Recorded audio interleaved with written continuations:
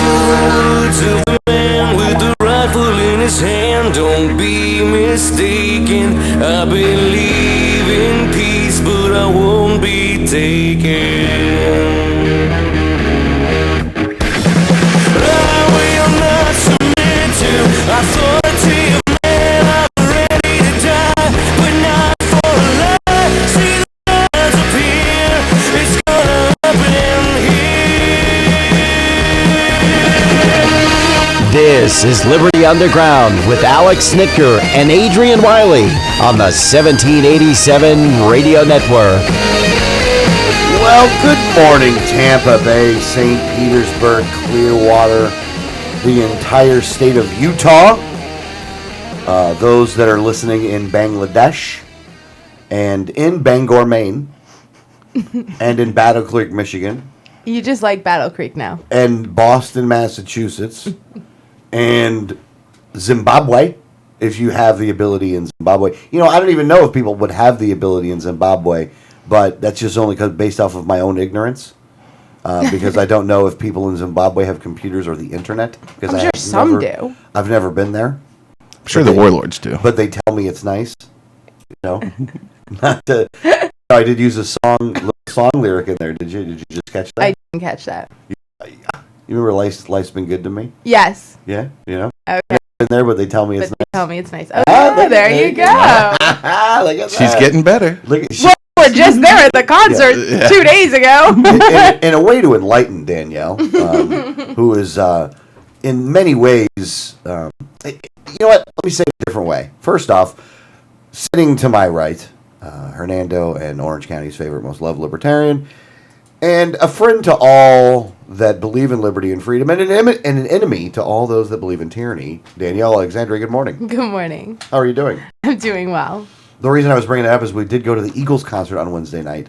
In an effort to expand Danielle's musical understanding, we figured that we just going live to concerts and having her listen there.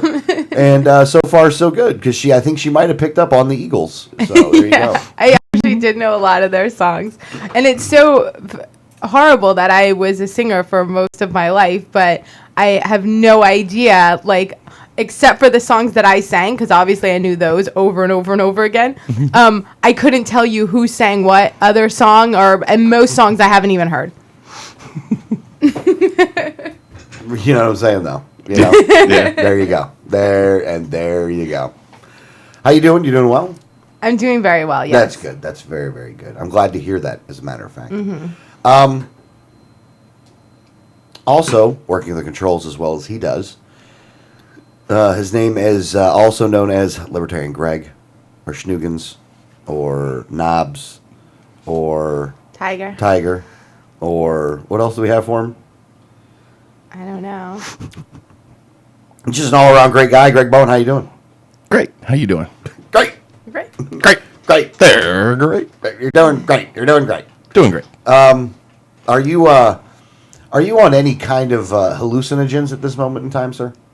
I haven't taken any since I woke up. Oh, okay. I can't guarantee there's none in my system. Okay. All right, we'll go with that. You know, what's funny is Trey Radel can probably make the same argument. Yeah, absolutely. In case you didn't know. One of our most favorite. Yeah. South Florida congressman. He's moved up in my book. Trey Radel is a representative out of the Naples area of Florida. Fort Myers Myers area. Yeah.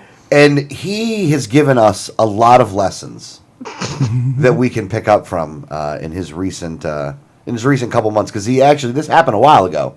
It wasn't like it happened last week, even though it just all came out last week. Right. So Trey Radel goes up to Washington, D.C., and I guess he's got a little bit of an alcohol problem. And that's confusing for Trey. That's confusing for Trey because for some reason that Trey Radel thinks that an alcohol problem looks like cocaine. Right. He snorts alcohol. Yeah. In powder form. I mean, and it's way And too... it tests positive as cocaine. Yeah, and it's way... I wish we could tell him that there was a cheaper alternative. Because there is a much cheaper alternative. To alcoholism, alcohol. Yeah. If you just get alcohol, that would work out a lot better for you. But what happened was that Trey Radel was buying cocaine up in Washington, D.C. from his dealer. Now, obviously, he broke cardinal rule number 1, which is know your dealer, because he must not have known this guy very well. Well, this guy, the drug dealer, actually got busted by the feds. And so what this guy did was he actually turned in Trey Radel and said, hey, I can get a congressman busted if you want. And so, Yes, we do. the authorities are like, oh, yeah, let's see who this one is this time, because most of them are probably doing it anyway. Let's see if it's one that's paid us off. Do you ever wonder if Trey wasn't a freshman, if they would have been like, no, that guy's been here a long time. He's got some ties around here. Yeah. I think that actually does have a factor in it. I think that does play a factor. And this is after he voted against the medical marijuana bill, by the way, which does come down to the utter hypocrisy of the man. But Trey Radel went and they did a sting operation on him. He went and bought cocaine from these guys. Because he's an alcoholic. Because he's an alcoholic, yeah. I know we should, in some aspects we should be laughing, but we shouldn't be laughing. And since I'm not going to go mean and mad on him today, honestly, I'm going to be able to laugh. I have to laugh. Yeah. I'm sorry. I think he's doing a pathetic job, and he needs to take some lessons from Rob Ford. That's true. Rob Ford. I just want to start sharing videos of Rob Ford on Trey Radel's Facebook page and say, take a lesson from a real doing man it on how wrong. to do this. Yeah. Dude, this guy smoked crack and still got elected. Yeah. His approval ratings are going up. Not down, up. So what happened is that he got busted. Now, when he did it, he did admit to it. He pleaded guilty. Yeah. Now, here's what he said, though, and this is why Danielle's joke about alcoholism is so funny. So shortly after his news of his arrest hit, Radel issued a statement apologizing for his actions. He says, I'm profoundly sorry to let down my family, particularly my wife and son. And the people of Southwest Florida, Radel said. I struggle with the disease of alcoholism, and this led to an extremely irresponsible choice. So hold on a second here. So in his mind, alcoholism is a gateway drug to cocaine. Well, because that's what that means, isn't it? And I did kind of ponder, and maybe he said, you know what? I don't really have time to do all the meetings for AA, so I'll just snort some cocaine to get me off the booze. That's possible. It is possible. AA meetings are really time consuming. That does take up a lot of time. And they're difficult to stay awake in as well. So you need that cocaine.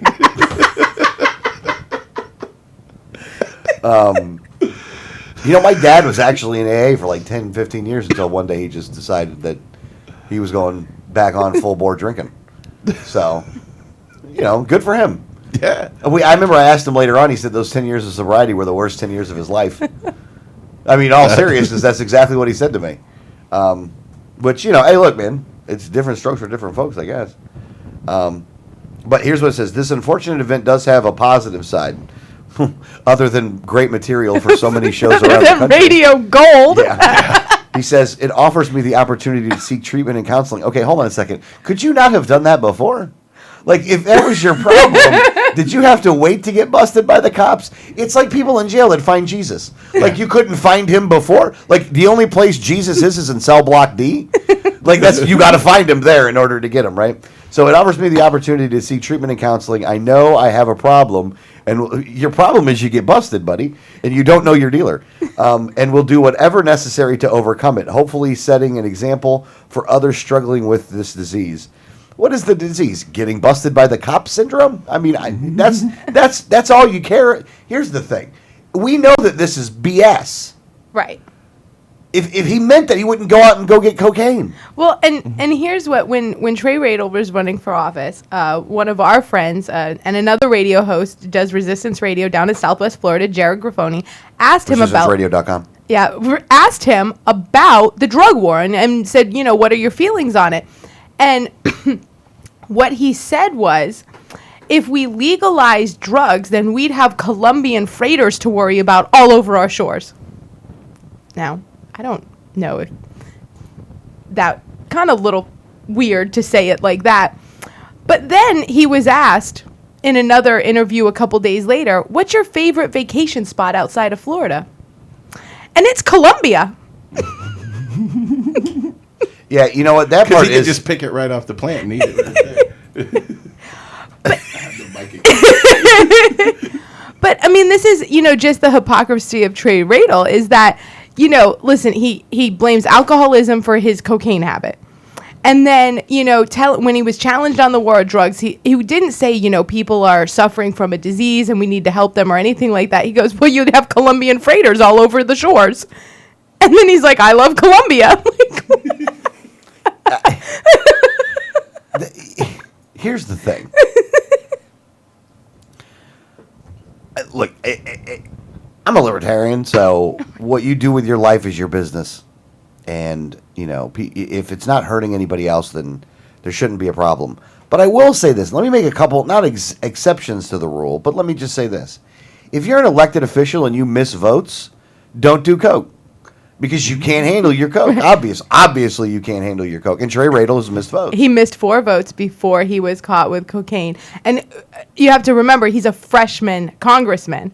So he's only been in office since January, and he's missed 4 votes. Yeah. How many votes has he had the opportunity for? Like 6?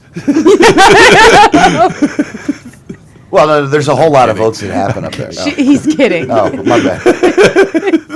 I'm sorry, I haven't done my coke this morning. You're way too serious. Yeah, I'm sorry, I don't do coke.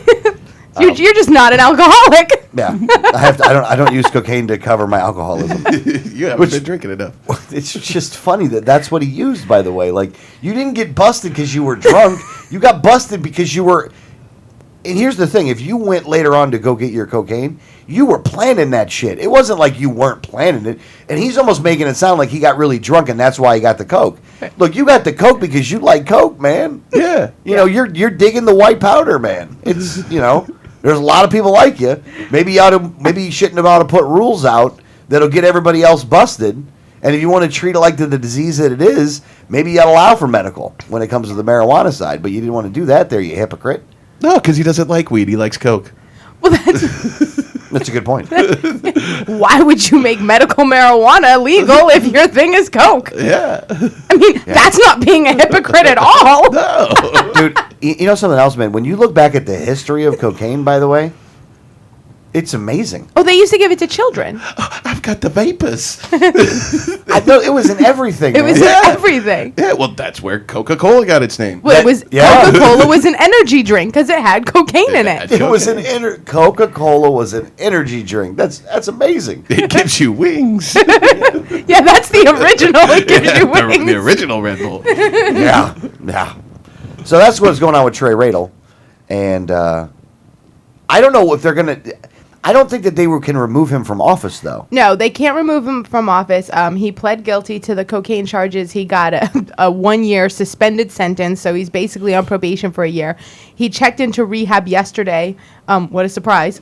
And he's going to take a leave of absence while he's in, rehab. Now,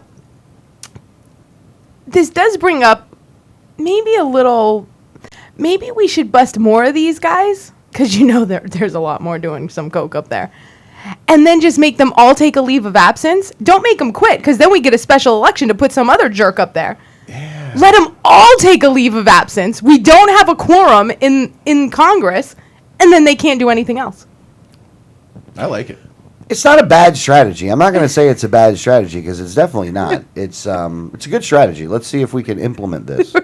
Moving forward. Hopefully the DEA, you know what we ought to do? Instead of busting pot houses and pot establishments in Colorado like the feds just did, but we'll get into that here in a little bit, let's go ahead and start moving all of the DEA agents to Washington, D.C., and just have him watch the congressman. It's almost like, how you have like so many, like you have 50 lobbyists per representative or something like that. Actually, I think the number's even higher. I think it is even higher. But let's have 50 DEA agents per congressman, and that way, they can watch over the real bad guys in this country. But, I'm completely against the war on drugs, but I have to say I may suspend the end of it if we could focus on D.C. You know what it is? Make drugs legal everywhere else, but in D.C. There you go. And then you bust all those guys, let them all go to rehab, and just let them all, I'm taking a leave of absence, and then everything shuts down over there, and they can't do anything else. Yeah.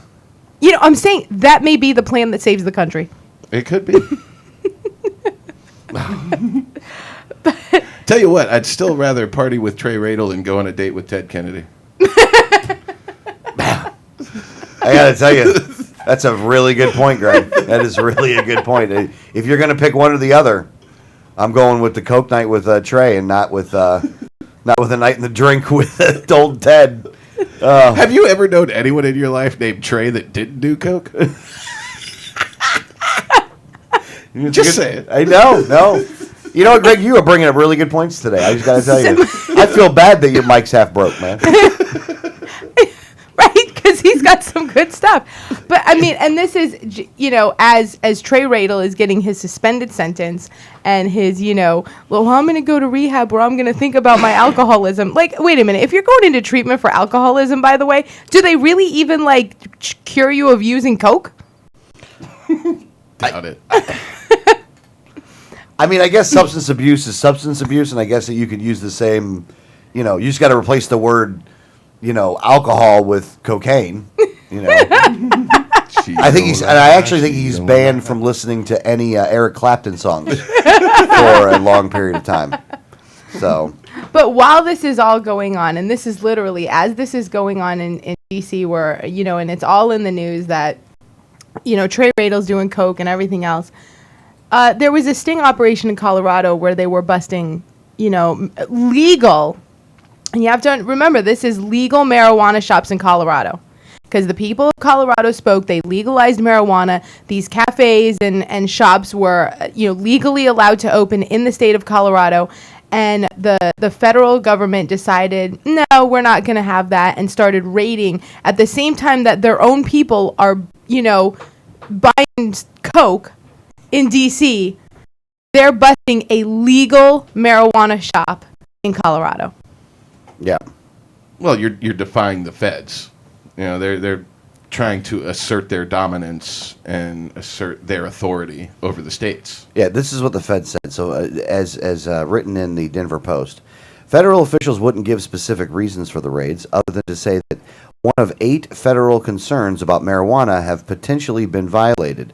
Those concerns include trafficking marijuana outside of states where it has been legalized and money laundering. So they actually don't have any proof, or they won't talk about the proof that they have of this. But basically, they're saying that because these guys were breaking the rule, that they needed to get busted. And not just that, they needed to bust their window, too. That Because I don't they actually understand. took one of the shops, and they busted out 2 of the windows in the front. It's the broken window fallacy. And I don't understand that either. I mean, these were people who, if you would have seen people walking into your shop, you wouldn't think anything of it because you have a legal marijuana shop. Why did they have to bust in the windows? Like, do they not know how to open doors? No, they don't. Cops do not use doors. They use battering rams. That's true. Like when you get a badge, do you lose the ability to turn a doorknob? I guess you do. I think it's all cognitive it was thinking. just hold on, this was just a handle.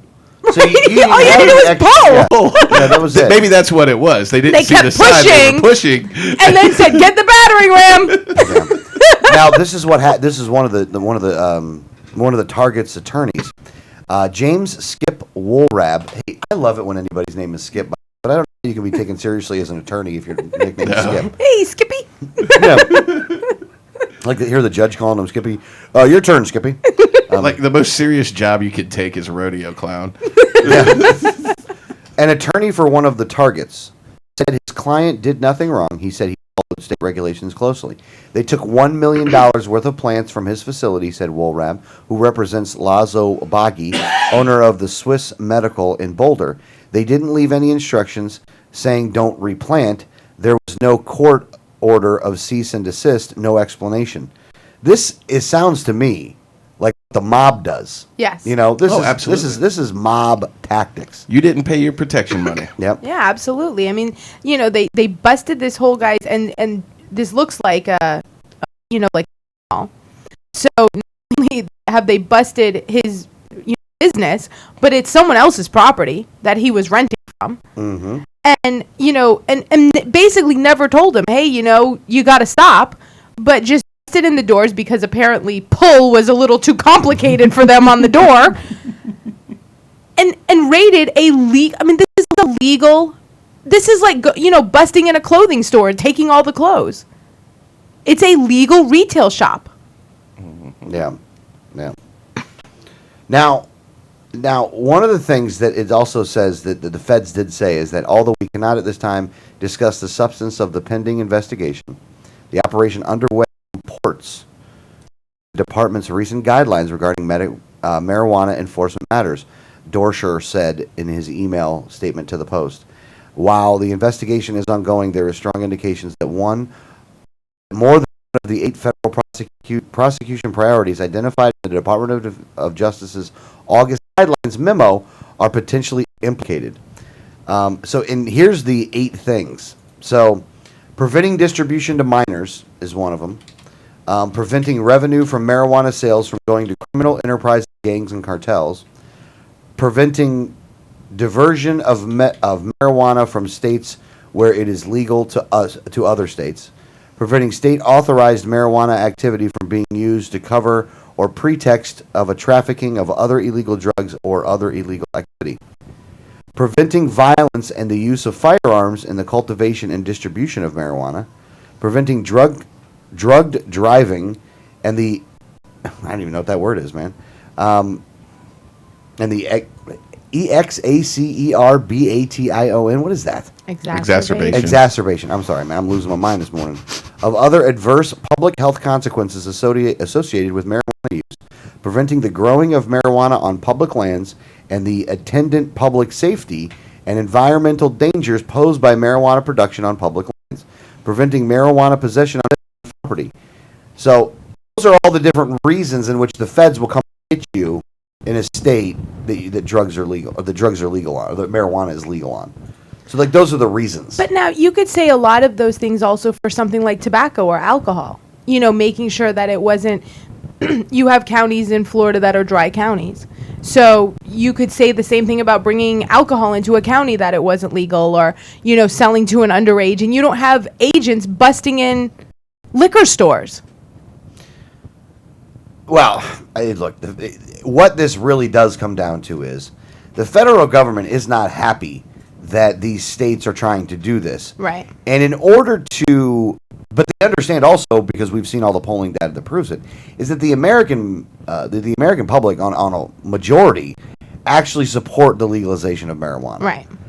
Full legalization is actually supported nationwide by about 56%. Mm-hmm. They just did a poll in Florida for medical marijuana. That was supported by 80%. This is like... over 80. Yeah. This is not a fringe issue, and it's not like only a certain small percentage of the population actually support the legalization of marijuana. The majority of the population supports the legalization of marijuana. And, these guys aren't happy about this. They're not happy about this at all. The feds are not happy. That mob makes a lot of money on drugs. And I know it sounds weird to say it that way, that the mob makes a lot of money on drugs, because they do. But I'm not talking about the Genovese cartel. I'm talking about the Washington, D.C. cartel. Yeah. These guys and the DEA agents and your county they make a killing. A killing. It's like free money. It's like an ATM machine for these cats. Boatloads of money. Boatloads of money. Oh, yeah. And in Colorado, they passed it, so that means all the money that was to be made by the county officers and the state police and your local sheriff and your local police department are all null and void there at that point, right? So the only people that are be able to use their mob tactics to make the money is the feds. And so what are the feds going to do? They're going to come in when they want to. They're going to shake some people down. And what they're going to do is they're going to shake down the big boys. The little ones will be good. And as long as you stay little and stay small, more than likely you won't get busted. But people, naturally in a business will get bigger. When it happens, they come in and they bust you. Yep. Yeah, no, and it's absolutely ridiculous. I mean, and you just have to wonder when when are the people going to stop and say, wait a minute, we all agree on this issue. The only people that don't agree are those guys. And from what you're saying there, I mean, the reasons they're giving, I mean, they're tapping into the reefer madness generation mentality, and it's ridiculous. I mean, most of what they say is completely untrue, and we know it's completely untrue. They know it's completely untrue, and that's what makes me even more mad about it, because they know they're lying, they know they're full of it, and I just want to punch them in the mouth. No, what are you gonna say? No, go ahead. Well, I just wanted to make sure. We looked like we were both going to talk at the same time, and I did wanted to make sure that you got what you wanted to say at first. If you're going somewhere else, though, I actually still have other stuff I want to talk about here. That's why I said, go ahead. Oh, high five to you. All right. First off, and Grady Judd had come out with, is it Grady Judd? Yeah, the sheriff in Polk County. Yeah. Now, the sheriff of Polk County just came out with an editorial that they put into the Orlando Sentinel that basically was saying that the medical marijuana bill here in Florida is a big giant loophole. There's big giant loopholes in it, so it's not about medicine. It's actually about just making drugs legal and getting Charlie Crist elected is what he was saying it was about. Which, look, did John Morgan pick it up because he wants Charlie Crist to get elected? Yeah. That's exactly right. So Grady Judd in that aspect is correct. Yeah. As his republicanism. In this one, he's right on that because anybody can see that. You ain't got to be a detective to figure that one out.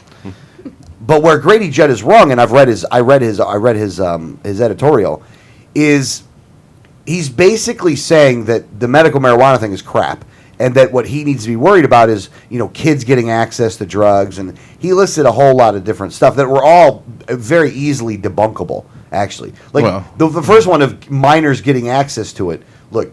Legalizing it and regulating it does make it harder for minors to get it. Well, right now, it's easier for minors because nobody's stopping them. Well, that's the point I make all the time in this discussion. If you want to stop kids from getting it, you need to put it behind a cash register where people are asking for ID. Right. The people who are selling marijuana now are talking to your kids on the way to school, inside the school, at lunch, on the playground, on the way home from school, on the bus, at the social activities, at the roller rink, at the mall, wherever they go. Because some of them are kids. Yes. The people who are selling cigarettes and alcohol are behind a cash register asking for ID.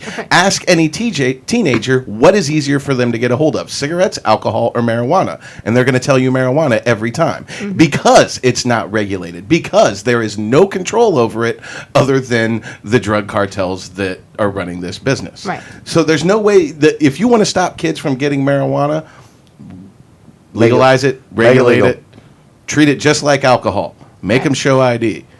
It's a very simple solution. And that's why Grady Judd, this is when he looks like an idiot when he opens his mouth. Because his contemporaries, there are so many people in law enforcement who understand this concept, who speak out on this very concept of why we need to legalize. Law Enforcement Against Prohibition, probably the best organization. If you want to know the real reasons why we need to end the drug war, these are the people you need to listen to. These are police officers, sheriffs, prison wardens, prosecutors, judges. These are people who are in the industry who have been fighting the war on drugs on the front lines, and they know we're losing, and they can tell you exactly why. They can spell it all out for you. And these are the people we need to listen to, not the reefer madness people who just keep spouting off the same nonsense and lies. Yeah. And a lot of people like Grady Judd, so they're probably not going to like it when I say this. Grady Judd's real motivation here only has to do with money. The guy is the head of the Florida Sheriff's Association. So as the head of the Florida Sheriff's Association, he knows better than most other people how much money that he's able to get because drugs are illegal. He knows how much activity that his sheriff's department can have because drugs are illegal. He knows how much power he's able to yield over the citizens of the county that he lives in because drugs are illegal. Grady Judd is an authoritarian psychopath. Grady Judd does a lot of good stuff. So he busts a lot of people that do need to be busted. Victim crimes need to be busted. But Grady Judd should never in a million years be a policymaker because he has now allowed the money that he gets because of this war on drugs to play a factor in his decision-making ability. And when I read that article that he wrote, he's a damn idiot. You're stupid if you believe the shit you're shoveling right there. You really are. You're dumb. Because it wasn't even like, it was so top line talking point. Not even like not, scientists have said that it's bad. You know what? Scientists have said that it's good too. It causes, basically he was saying it causes cancer. Well, no, you dumbass, it actually cures it. Or it stops it. Because the studies have also shown that, ignorant people. And when you have doctors that come out like Gupta, who come out and say, I was wrong about the drugs for 30 years. And they come out and go, you know what, man, this stuff's good for you. It's not good for you, but it doesn't cause cancer. Go ahead, I'm sorry. Well, quite frankly, Grady Judd's article, it seemed a lot like me parallel to Anslinger's arguments on the Senate floor when marijuana was originally outlawed in the United States. I mean, it seemed a lot like he was on the verge of saying smoking weed makes black men think that they can get with white women. Yeah. I mean, that's really what it felt like. And that's exactly what Anslinger said on the Senate floor, and the racist Senate passed it. Well, and that's the thing. And that's the same thing that happened with cocaine. The reason why cocaine isn't in your Coca-Cola anymore is because of racism. Mm-hmm. And, because they thought that, black men would feel empowered and overtake white men in the streets. And so they're like, well, we can't have this. Why give these people more energy? And they outlawed cocaine. And the same thing with marijuana. And that's why it was outlawed. Like, if you go back to the actual, when it became an outlawed drug, it all comes back to racism. Oh, absolutely. And all the reasons that they gave to pass these laws were all playing on the prejudices of the people. Yes. They were saying certain things to play on their prejudices. But the ultimate goal was, because they saw such a high rate of usage of cocaine and marijuana in the black community, they knew that it was a way, if they made that illegal, they could jail all these black people. Right. They could put them in prison very easily. And that's why you see, even to this day, an unequal enforcement of drug laws between black neighborhoods and white neighborhoods. You go into any ethnic neighborhood, Latino, anything, and the law enforcement is much tougher when it comes to enforcing the drug laws than they are in white neighborhoods. Always have been, always will be. The drug war should be the number one issue for people of any minority race, because those laws are the most racist.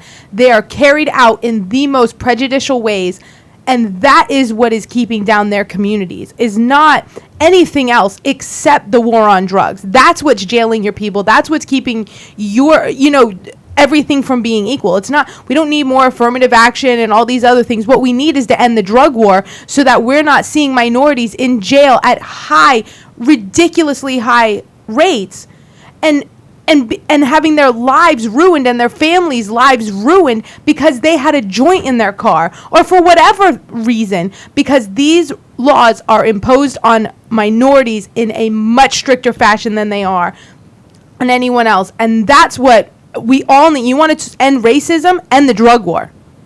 Well, there's so many other problems that end up you got to remember, it's the unintended consequences at the end of the day that can cause a lot of societal problems. And one of the things that we've been talking about a little bit more, at least privately and even on the radio, is moral decay. And I know it's always funny for libertarians to go, moral decay? How the heck? Why are you talking about moral decay? I'm talking about moral decay in the fact that not law for morality, but the laws that you set up actually make this society moral. And I don't mean you allow things, because people should have the freedom to do whatever they want. It's that when you make drugs illegal, what happens is, and then you point it and aim it at the African American community, what happens is that you bust a lot more African Americans. When you bust them, what you do is you send them to jail, and you're sending them to jail with hardened criminals. You've also set up the system, to where if you're a convicted criminal, it's much harder for you to be able to get work, to be able to provide for your family. So in doing that, you go to a place where there are actually criminals that do victim crimes, that, rape, steal, murder, stuff like that. The drug guys learn from these guys how to commit those crimes. Then they get out. They can't get a regular job. They can't be productive members of society. They can't be regular productive members of because society. of our rules. Yeah. So they go out and start robbing people.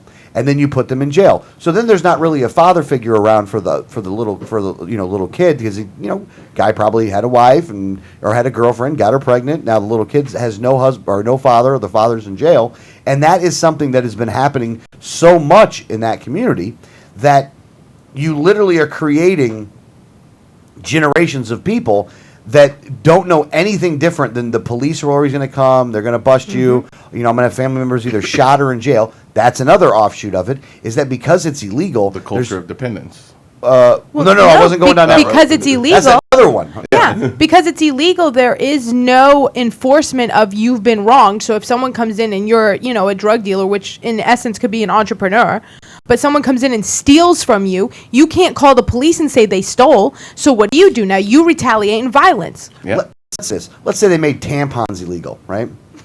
Now, I'm not going to do that, but let's just say that they did, right? So let's say you're a tampon dealer, right? But you can't call the cops if somebody stole your tampons, because then the cops they're going to bust you for having the tampons. So you got to carry a gun yourself to protect your tampons. And then I can't believe that's what he thought of. I want that blurb cut out and looped. You got to carry a gun to protect your tampons. But exactly. That needs to be the opening of the show, that little clip every show. You need a gun to protect your tampons. So that happens, and then you get into the moral decay, where because of all of this stuff, you literally have a moral breakdown in society. And over generations, you end up with whole cultures that have this breakdown. Well, you have a culture of dependence. You have fathers in prison who cannot provide for their families, whether they were going to or not. They can't. So now these people are dependent. They have to look for government to supplement what they need. Yeah. So now they need these government programs to support them, because everyone that can support them in their family is in jail, and now they're dependent on government. So it's a vicious cycle. It's pretty funny, and I actually hope this is one of the things we clip out, because I'd like to bring this up. There are those on the right who are the conservatives, right? Who always give libertarians crap because all you guys talk about is weed. Like, that's all you ever talk about is marijuana and weed. I wish they understood that the societal problems and the morality issues that they're talking about fixing would be fixed. Not fixed all the way, mind you, but would actually be fixed where the systemic damage would be gone and removed from it. The stuff that's the stuff that's causing it within the system. Mm-hmm. Right. That would be removed with marijuana, with the legalization of marijuana. And you wouldn't have to legalize everything, even though I think it's a good idea to do that. You could start with marijuana, but you could do that all the way around. And if you did that, a lot of the societal problems, which will not be fixed overnight, will start going away, because there's less and less, people that are going to jail for victimless crimes. And because of that, you're going to have a safer society. I just wish they understood that, but they don't, because they want to use the force of government just like the Democrats want to use the force of government. I mean, it's those that want to use the force of government to get their way is ultimately what it is. Right. Which is why we look like we're crazy, because both the left and the right, both the politicians on the left and the politicians on the right agree in force. Right. They agree that they should get their way by forcing you either to pay taxes or to not do this, or we're going to throw you in jail. Not to pay. If you don't pay your taxes, you get thrown in jail. You smoke this plant, you're going to jail. Either way, you're going to jail. Unless you're Trey Radel, then you get a year probation. But it even gets worse, because what do you guys think is a crime that is worth spending the rest of your life in prison? Murder. Murder? Yeah. I go murder. Anything else? Oh man, child molestation. Yeah. Man, I'm there on that too. I am there on Murder, child molestation. Would you think maybe rape? And Would you at least say that that's I would worthy say that of being in I the would argument? consider it. I would consider it. I in the wouldn't say argument. every time, because here's the thing: it could have been consensual sex. Okay. So well, like you got to take a look at what if there's no bruises on the woman and she's just making the claim, I think you got. I don't know if I want to put that guy away for life because he just. So I even could say that- even rape, you're questionable on whether they should spend their life in prison. Right. Well- with the situation we have right now in the United States, there are over 3,000 people sitting in prisons who will be there for the rest of their life because of mandatory minimum sentencing because they were carrying weed. Right. They will be in prison for the rest of their life because they were carrying weed. A plant. They Yeah, did a not plant. kill anyone. They did not molest a child. They did not rape anyone. They were carrying weed, and they will be in prison for the rest of their life. And if you support that, you are a scum-sucking evil bastard. Nice. Yeah. No, absolutely. Going with it, Greg. If I had I wish we have to get the thingy. The bells. Yeah, we got to get the bells. Yeah. We need a graded 'Cause I would've table so belt- we don't I would've- punch Yeah, through I know, it. right? A I little would've stronger belt- table. I would have belled that one. I would have belled that one. I would have, and think about those 3,000 people. That's 3,000 families that have someone that can't provide for them.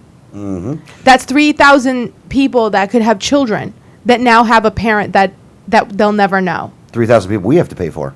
and 3,000 people that we have to pay for, all because they carried a plant. Yeah.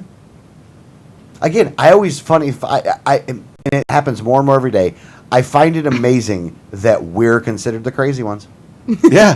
Like I find it amazing every time because look, and what people will go is, well, shut up with the weed. Look, I'm giving you a rational discussion about an issue, and just because you don't happen to like that issue, you going, screw you, you're the crazy one because you don't even understand the consequences of those actions. But if I said the same thing that we should get rid of something that you like, you would yell freedom all day long. But because you don't choose that drug, even though you're totally in the minority, you want to bust everybody else while you're probably knocking back, Jack and Coke, which don't get me wrong, I love Jack and Coke. I want to make sure they keep that legal too. Yeah, right. Don't give them any ideas to take away my Jack and Yeah. Coke. No, they won't take it. They won't take away Jack and Coke. You want a revolution in this country overnight? Go ahead and just try to take away Jack. All right. There's enough people doing Jack and Coke right now, that we'll make sure we be able to keep that legal. But it's just it's really, and again, people go, oh, you talk about drugs all the time. You know what, man? I don't talk about drugs all the time, but when it needs to be talked about, I'm going to go through it fully. Well, and I think, and this is what I think we get pigeonholed in this. Well, you guys just talk about drugs all the time because you guys just want to do drugs and things like that. We do talk about this issue a lot because the issue has so many unintended consequences for everything else. Mm-hmm. So it's not that, well, I just want to get high on the weekends. No, I want to start fixing our society, but we have to understand what some of the biggest issues are. And the war on drugs is one of the biggest issues that is causing the moral decay of our society. Yeah. And it's not because it's, and when you say that, well, moral decay, you'd have moral decay if you legalized it. No. What you've caused with having it illegal is the moral decay of our society.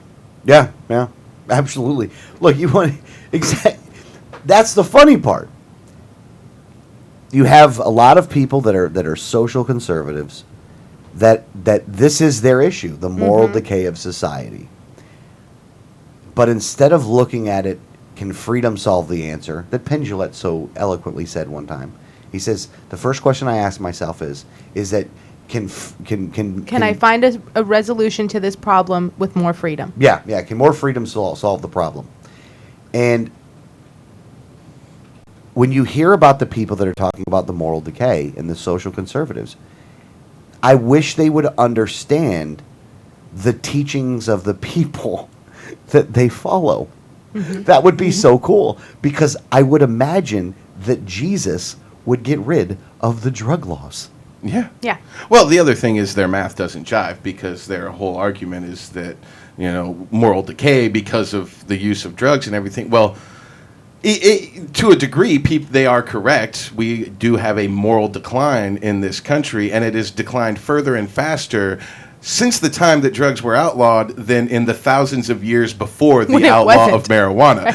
See, all this time where we were building this moral code for thousands of years, while marijuana was legal, it didn't seem to be a problem. But back in the early 1900s, we made it criminal, And now We're seeing suddenly the our decay. moral decline is You know- faster and further. So maybe the drug war is the problem to our moral decay, or maybe it at least is not helping. I can honestly say that I truly believe the moral decay of our society has come with the breakdown of the family. But let's look at what's breaking down the family. Parents being put in jail. Children who never meet one of their parents because of drugs, because of a plan. That they're in jail, that they're not being helped, that even if you look at it as, listen, there are drugs that do, irreparable harm to your body. But that's a medical issue. And those people aren't getting help. You want to talk about the breakdown of a family? Take a child away, take an adult child and put them in jail for the rest of their life, where they're in and out of jail and the parents are dealing with, raising their grandchildren because this person is in and out of jail because they're not getting the medical help they need. They're just being put in a cage. That you have little boys that never meet their father that are learning how to be a man on the street with criminals, with whoever, because you've taken their father and put him in a cage. You want to talk about moral decay? Talk about how many people you've put in a cage over something that is either, number one, a plant, or number two, a medical issue and should be in treatment. That you've broken up millions of families that will never be able to be a functioning family and be able to teach their children morals and rights and wrongs in society because they've learned that when you do something wrong, you put someone in a cage. And the way it looks like to us, you did it on purpose. And you did it to create a dependent class of people. And here's the thing. I know that we're not supposed to just throw this term around a whole lot because it normally is a bad connotation. But in my opinion, this government is creating as many slaves as possible. Yep. Slaves to the system. Mm-hmm. That's what they're doing. And I know you're going to go, whoa! You tell me what they're doing, because they've created people that would not survive without government assistance. And one of the reasons, it's not every reason, again, there's a lot of the reasons, but one of them is the drug war, the war on drugs. It's cost us that much money, and it needs to end, and it needs to end right away. And that's why libertarians in particular are so adamant about ending the war on drugs. It's very adamant about it. And I know we're going to get into the Reason article later on, but that's really a funny point about that. But there was an article in Reason. There was a really funny point that they made there, and that point basically is that the free market's better than the free market's worth more than your social agenda. Yeah. Yeah. This country's worth more than your social agenda. So those of you that are still against this, shut up. Just shut your mouth. I don't want to hear you. Shut your mouth. We need to make it legal. You can go in a corner. You can go in a corner, stand on a soapbox, and complain about drugs all you want. But you better stop the guys with the guns from coming, because you're the ones that are destroying society. Because I don't want to hear about it. Again, I always say that the Democrats don't stand on any moral high ground. Either do the Republicans. None of you people stand on any moral high ground. And I don't stand on any moral high ground either. I just know that neither one of you do, and we shouldn't make laws thinking that we do. I will contend that we do stand on the moral high ground, because we're the only ones who say, look, I don't know any better than you do how to run your life, and I'm going to let you run your life, and I'm not going to try and do it for you. And as far as I'm concerned, that puts us on the moral high ground above everyone who thinks that they know better than everyone else, and they should have control of the lives of others. That's a good point. That's a good point. In a fit of rage, I would say that. Calm Alex wouldn't say that. Calm Alex doesn't think as clearly. All right, Not calm. Alex breaks microphones though. Right. Do you want calm Alex in here today, or do you want angry Alex? Let's swap mics first. Well, I think another thing that we can definitely say was a completely, devastating system to families everywhere was the mortgage foreclosure fraud that was going on.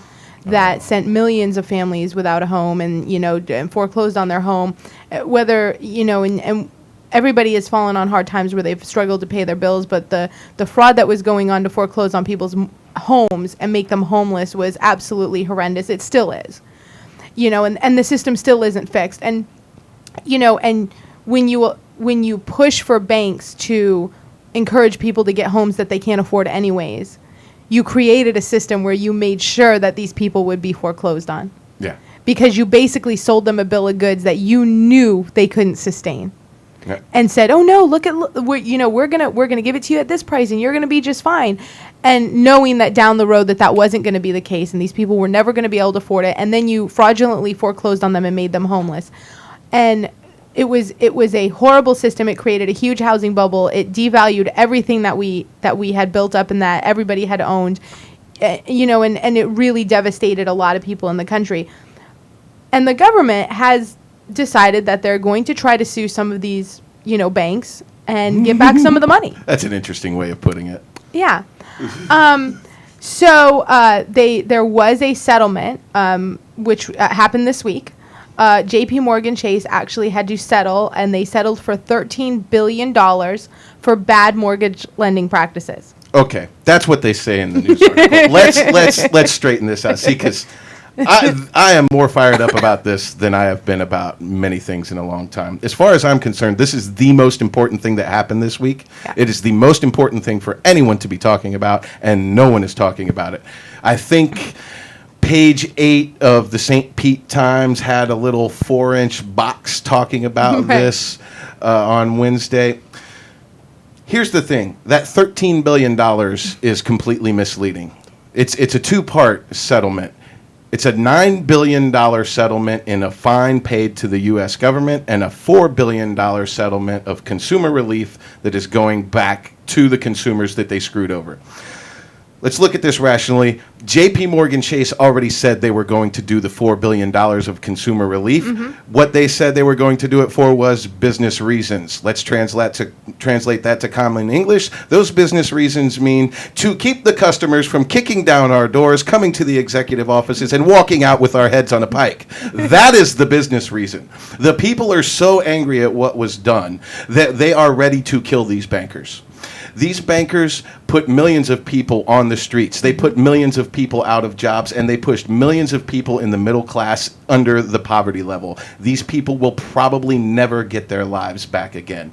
And J.P. Morgan Chase, it is estimated that they made over $30 billion in profit alone, just off of the mortgage-backed securities that they were selling that were completely illegal. They knew they were illegal. They misled everyone, the government and their customers, about what they were, and they started selling these. Over $30 billion in profit just off of those. The fine is $9 billion, not even a third of the profit that they made on this.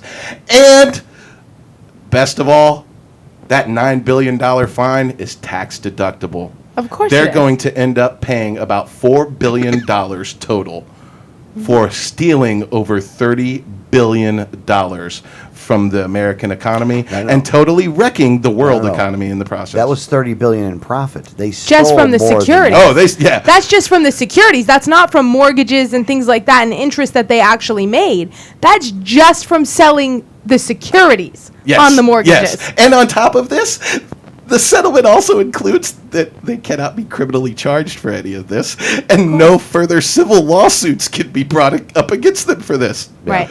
This is from the Obama administration, the one who ran on a platform of holding Wall Street accountable, and they have not done that. As a matter of fact, they have just let Wall Street off the hook. They just told the American people, you do not matter. These are the guys who are paying my bills, and these are the people who I support. Screw the people. Yeah, because you know what? Look, your average voter looks at $13 billion and says, wow, they're really taking it to the bank.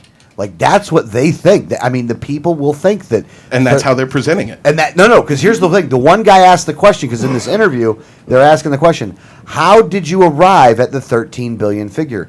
Is there some significance to the amount being that large?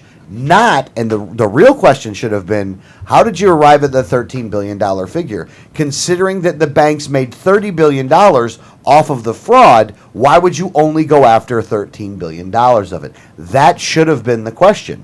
It wasn't. And they knew, you know why it wasn't? Because they wanted them to do this. Yeah. In total, J.P. Morgan Chase has received $94.7 billion from taxpayers and bailouts. So far, they have paid a portion of that back, but the taxpayers are still on the hook for $69.7 billion that has been given to JP Morgan Chase in bailouts over the years. So that $13 billion that they've given back, that number one, they'll never even have to pay most of it. They're only really going to pay $4 or $5 billion total, but they're still on the hook with us for $69.7 billion. But we've given them criminal immunity, civil immunity, and the amount that they're paying back isn't even a fraction of what they already owe the taxpayers. In addition to that, what the hell did they do with the money? What did Chase do with the money? Because JP Morgan is Chase, right? JP Morgan Chase, yeah. What did Chase do with the money? They made banking locations and bought the competition. Yeah. That's what they did with the money they got. They said, look, go drive around right now. Tell me what you see. Well, all these new Chase locations just keep popping up. The Chase Bank locations. What? Are you kidding me? Like, this is what they did. This is throw the bankers in jail. Throw the bankers in a pit and light it on fire. Yeah, under the jail, throw away the key, and then say something mean to Danielle so she goes over there and punches him in the face. JP Morgan Chase, up till 2012, was receiving $14 billion per year in government subsidies. Per year. So even if they had to pay out the whole settlement of $13 billion, even if they had to pay it out, they're still plus $1 billion in 1 year. Yeah. From what they're getting from the government. And I know you guys will probably remember this. A lot of the listeners might remember this. See, we're the type of people that watch things like who's contributing how much to different campaigns. I do know exactly where you're going. You guys know where we're going with this. For a long time in the last election cycle, JP Morgan Chase was the single largest contributor to the campaigns of both Obama and Mitt Romney. And in near equal amounts. At the end of the campaign, some other people overtook JP Morgan for the different campaigns. But ultimately, I think JP Morgan ended up third in both campaigns for total money contributed. And this is exactly why. They wanted to make sure they owned whichever administration came in. So when all this came down, they would get what they wanted. Mm-hmm. Yeah. And that's why at the end of the day, look, here's the other thing. And some people on the left are going to, if they're listening, they'll be upset with this. For all your Elizabeth Warren crap, and I know she's probably not happy with this one, but if she's not standing up and just and 24/7 going after these people because of this, she's part of the problem, and she's not worth shit either. Well, is that you got everybody up in Washington D.C. and some of them are going to go, I'm the champion of the middle class. You let this crap go, you are a piece of junk. You really are. You're a bad human being. You're evil. This is evil. What this is pure evil. The government official that was any government official that was part of this at all, those people should be in jail as well. Yeah. Those people and the bankers should both be in jail for allowing this theft. And there's no other way to put it. Theft. They knew it. They did it. It's theft. They allowed the banks to literally gamble, bet. For, whether they were betting on whether you would pay your mortgage or not. And this is what the securities were, is that they allowed basically, the banks to gamble on whether you would pay or not and make billions and billions of dollars on it and then be able to throw you out of your house at the end. Exactly. Yeah. The banks bet against the American people and ensured that we lost. Exactly. All right, well, we're going to take a break. Hour one is up. Hour number 2 is coming up, and that will be live on Tan Talk 1340. So if you do call the program at 727-565-1787, do not curse. That would be appreciated. Appreciated. One of the two. But let's go ahead and take a break. 1787network.com. You're listening to Liberty Underground.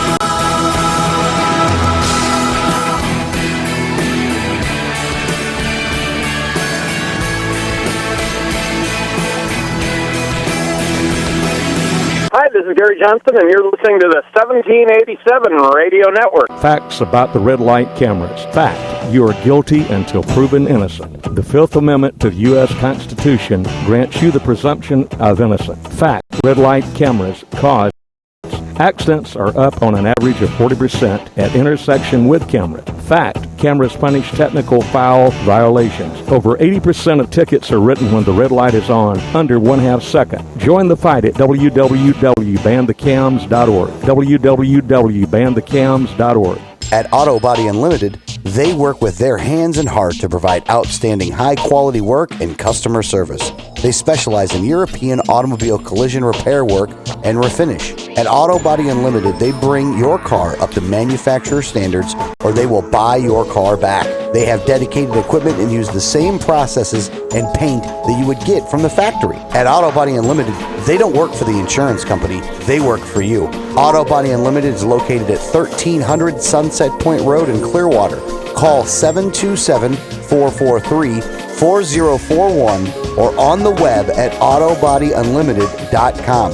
Visit Auto Body Unlimited for all of your repair needs. They work for you.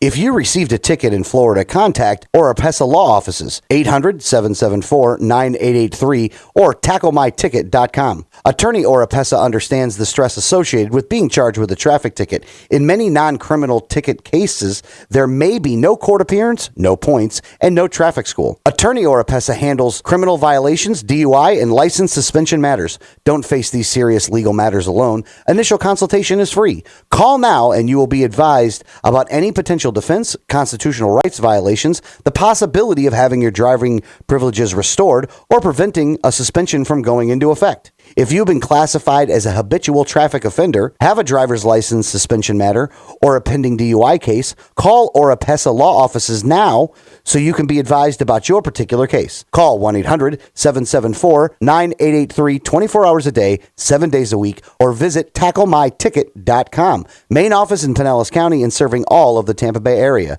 Find out more at tacklemyticket.com. Mention Liberty Underground and get 25% off. Liberty starts with a like. Facebook.com/Liberty Underground. You know Going Postal offers shipping with UPS, FedEx, and DHL International, and they're a full-service post office. And Going Postal is not just your one-stop shop for shipping. They offer copying, laminating, faxing, packaging, and they even have a notary public service. Visit our friends at Going Postal at the following convenient locations: Palm Harbor at the corner of Tampa Road and County Road 1 in Lipe Plaza, St. Pete on 66th Street, just south of Tyrone Boulevard near Publix, and be sure to visit their newest location at 35595 US 19 North at Alderman Road next to Publix in Palm Harbor. When the unthinkable happens, it doesn't matter if you save money in 15 minutes. It doesn't matter if your neighbor has the same insurance you do.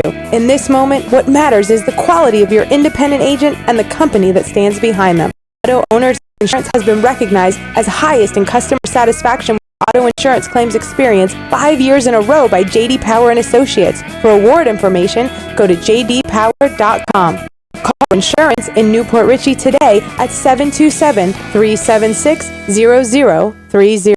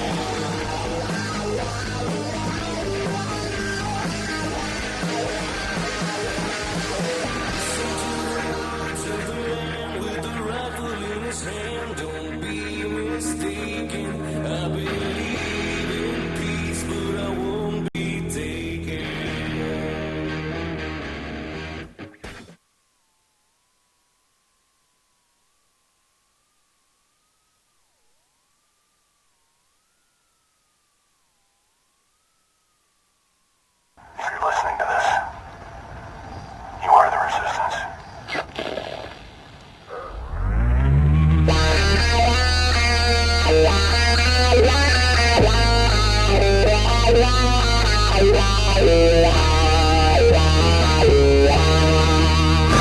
to the words of the man with the rifle in his hand. Don't be mistaken. I believe in peace, but I won't be taken. I will not submit to authority of man. I'm ready to die, but not for a lie. See the signs appear. It's gonna happen here. This is Liberty Underground with Alex Snitker and Adrian Wiley on the 1787 Radio Network.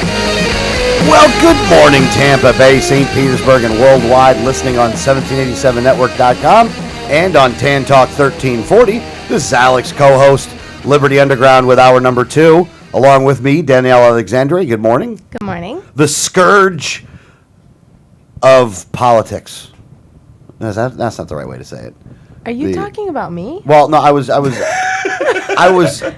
saying the destroyer of all things, statist, Danielle Alexandre. Okay. Good morning. That's kind of the way I wanted it to go down. That it was not going down well. So, the scourge of statists everywhere. That's what it is. The scourge of There you statists go. everywhere. That's where I was trying to go. So, you doing well? Yes. All right. Good. Now that you clarified. Oh yeah. Also, Libertarian Greg, how you doing, sir? Spectacular. Very, very good.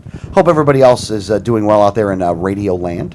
Let's go ahead and get right into what we need to be talking about. Danielle Alexandre, please give us the first story.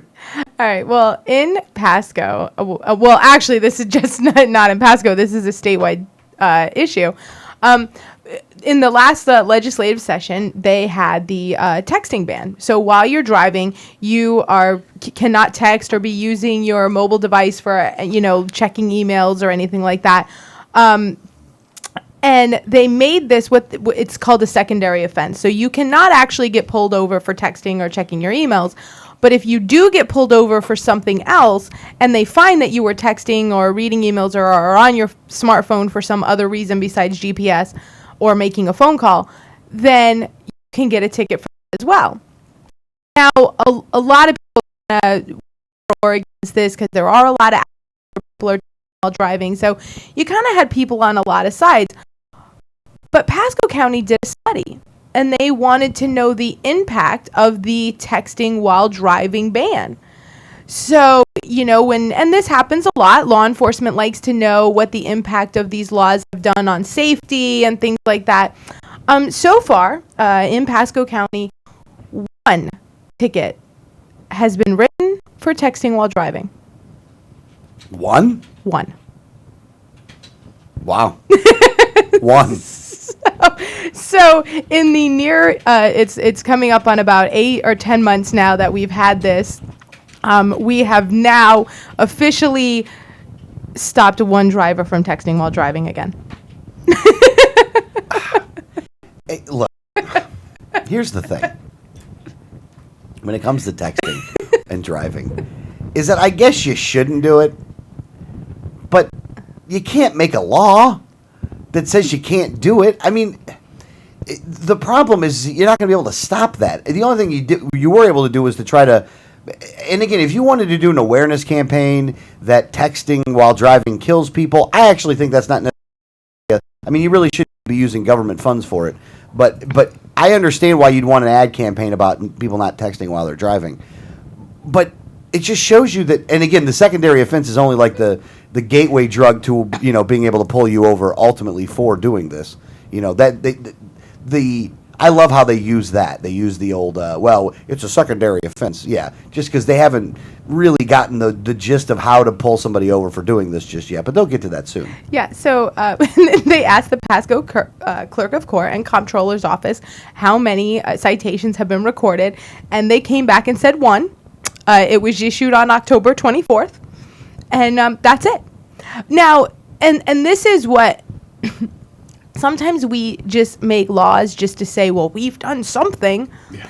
Because, and what the Pasco County Sheriff's Office and a lot of deputies have said is that if people were carelessly driving, regardless of the reason, regardless of whether they were texting, but if they were weaving all over the road and they were getting into other people's lanes and things like that because they weren't paying attention, they were already being pulled over and being cited for careless driving. So if you were texting and that was causing you to be a careless driver, there was already a law in the books. You were already being cited for it. That the actual issue of texting itself while driving is kind of a moot point. They were already stopping people if they were being careless. If you were texting and not being careless, then you weren't necessarily being ticketed, but you really weren't in any danger either. But since the whole ban has been in place, they've actually written one ticket. One ticket. One ticket. All right, there you go. That's really great to hear. Good job. Good job making sure that's keeping us all safe. At this rate, the streets will be cleaned up in no time. Yeah, no time. It will be cleaned up. Well, and that's what, like I said, what this study said, and they actually did kind of interview some deputies in that, and deputies kind of said this was a useless law to begin with, is that, if someone was driving carelessly, which you have to put someone for a first offense, which would be something like, going across the lanes or something like that, before you could even ticket them for the texting and driving, where you could have just written the ticket for careless driving or, not maintaining the lane or, and you didn't really. I mean, this was just really, really a useless law, which is evident when you look at how many people were cited for it. And that one person's got to be pissed, like I'm the only one. But yeah.